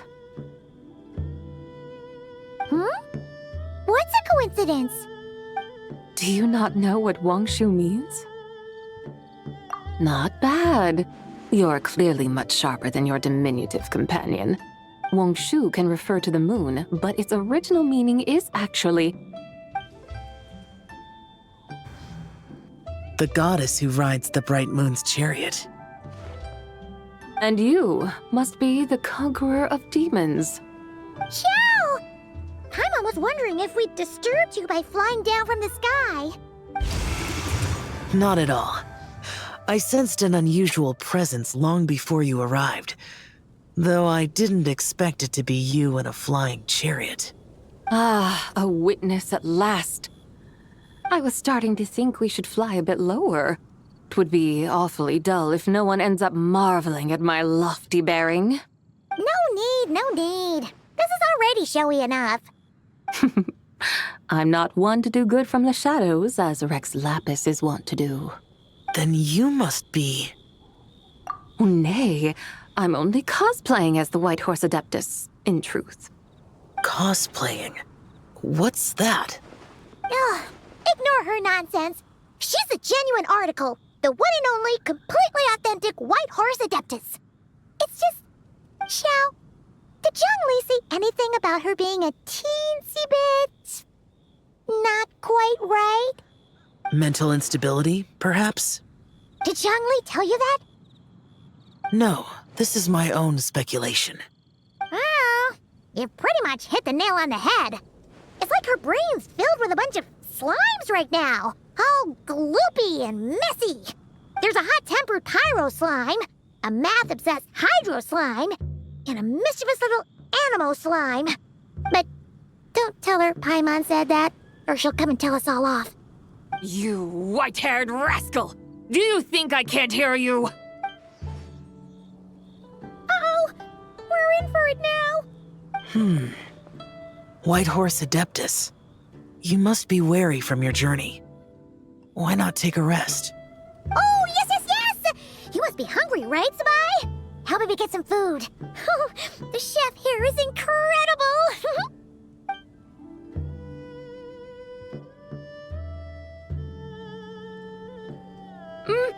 It's so hot! So spicy! Are you okay? Do you want Paimon to get you some water? Don't worry about me. I just need to pace myself.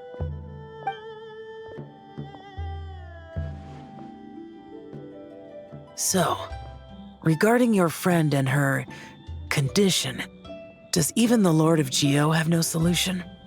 Zhongli said we should wait and she'll get better on her own. But who knows how long that's gonna take.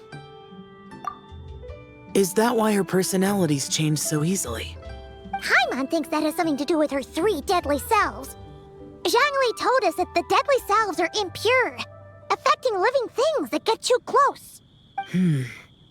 The White Horse Adeptus's remnant spirit was attached to the deadly selves for a long time. It makes sense that her temperament and memories would have been influenced by them. But Paimon still doesn't really understand what the 3 deadly selves actually are. Paimon, as you do not practice self-cultivation, I cannot help you fully understand. But you can think of them simply as emotions and desires. The act of severing the 3 deadly selves is a means of exercising wicked desires and cultivating one's true self. I believe other nations have similar practices. In Sumeru, it is known as shattering Atmagraha. Oh, so it's about emotions, desires, and attachments, that sort of thing. It includes those. I wonder, does she still remember what happened in the past? Some of it, but right now, It's like she was suddenly awakened. Like she's still half dreaming. The half that's still dreaming might remember things, but the half that's awake doesn't quite get it. Conqueror of demons, are you looking to learn about Rex Lapis's past from me? You are an old friend of his, so please, call me by my name. But Conqueror of Demons sounds so much more imposing. In days of yore, he was the Lord of Geo, Heaven's Star. Huh? You said the same thing the day you came back. But what does it mean? I'm afraid I can't remember. Hey! Did you really forget? Or are you just pretending so you don't have to tell? Why not ask Rex Lapis himself? Whether I've forgotten might be up for debate, but I am certain he remembers. He must have his reasons for not raising the past, and you likely have similar concerns. I shouldn't have asked. An answer that suits your style, General Olatis. Now that we're on the subject, though, I suddenly remembered something. Which is? In the distant past, there was a feast, which I attended. I faintly recall the Lord of Geo also being present that day. Oh! And then? What happened? Among the dishes served, there was one that could be found in every household throughout Langan at the start of spring. A dish called Flavor of Spring. I suddenly remembered the recipe for this dish. Is that it? Yes! Since it's Lanternlit here in Liyue, why don't I make some for you to try? That sounds good. Wow! It might not have been the story Paimon was hoping for, but this looks delicious! The spring breeze stirs. Now is the perfect time to savor this dish. My dutiful guides have gone to great trouble to show me around Liyue, and even the Conqueror of Demons has graced us with his presence. I feel deeply honored. This Flavor of Spring is my way of expressing my gratitude. There's no need for such grand words. What's this? Hey! It's that broken jade token from the Antiques exhibition!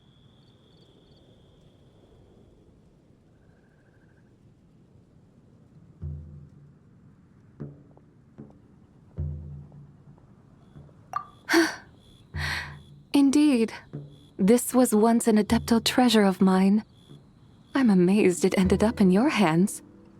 Alas, it serves little purpose now in its fractured state. Please, keep it as a memento. Oh, that's a shame.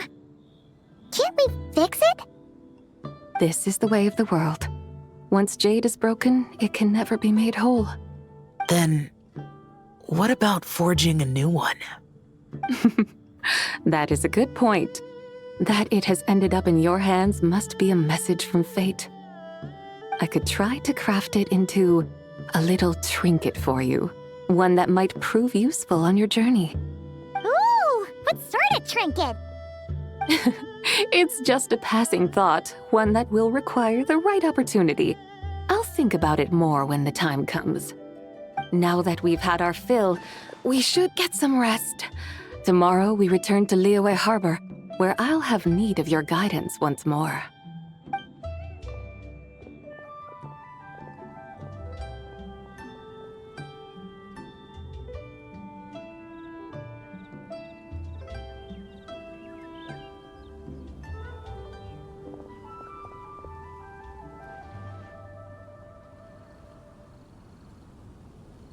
Chi-Chi, the lantern ride is almost over. Do you remember how to make a Shao lantern? Warning, split bamboo, traveler, and get silk, make Paimon. You've got it all mixed up again. They're here again. Yow yow! Looking good in that new outfit, huh? Hey, it's Paimon! Dr. Baiju gave this to me as a gift. How does it suit me? Thank you. Wow! What happened for Baiju to suddenly give you a brand new outfit, Yao Yao? Dr. Baiju is thanking Yao Yao for teaching me to make shell lanterns. Chi-Chi and I were just playing together. Dr. Baiju's too kind. Oh, yeah, take a look at this.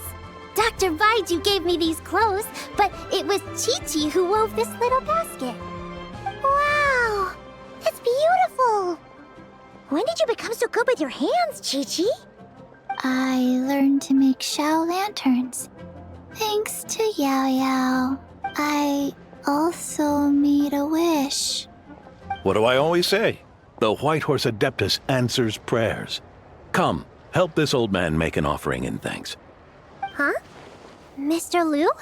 What did you pray for? For my idiot son to finally come to his senses and not change Baiju Guest House's name, which he has. Huh? He's keeping the old name? Listen to this. My granddaughter planted a tea seedling in our village just a few days ago. She made a prayer to the White Horse Adeptus to help it grow. Overnight, her seedling flourished into a mature tea tree. Oh, that sure does sound like a miracle. Could the White Horse Adeptus really have helped it grow? Of course she did. Oh, White Horse Adeptus, how blessed is our family over whom you keep watch. Truly, this is an extraordinary miracle. You must record it. Of course. Huh? Is that you, Miss Zibai? Indeed. I have a long-term booking at your guest house. Yes, I recall. Mr. Zhongli said to charge your expenses to the Wangsheng funeral parlor, if I remember correctly. That's Yang Li. Always making trouble for poor Hu Tao. I noticed when you were here last that you bear a striking resemblance to the pictures of the White Horse Adeptus in my family history. You both have golden eyes. Perhaps fate has had a hand in our meeting. And a glad meeting it is, Miss Zibai. Now, why don't I gift you some tea from my garden to celebrate this encounter? We grow Sunglaw tea there, and it has quite the reputation throughout Yilong Wharf. I hope you will accept it. Oh! Sunglaw, buy 10 boxes, get half off teas. Back on the menu. Buy 10 boxes, get half off? Don't be silly. This is a gift. It's free. Woohoo! Nice! Thank you so much, Boss Liu. There's no need to thank me. You're a visitor from out of town, which makes you an honored guest. Make yourself at home. Lantern Rite may have ended, but the streets are still bustling with activity. Make sure to take everything in, meet some new friends, and enjoy your time here. And that goes for you kids as well. Happy Lantern Rite. Got it, Mr. Liu. Happy Lantern Rite. Yeah! Happy Lantern Rite, everyone! Happy Lantern Rite indeed.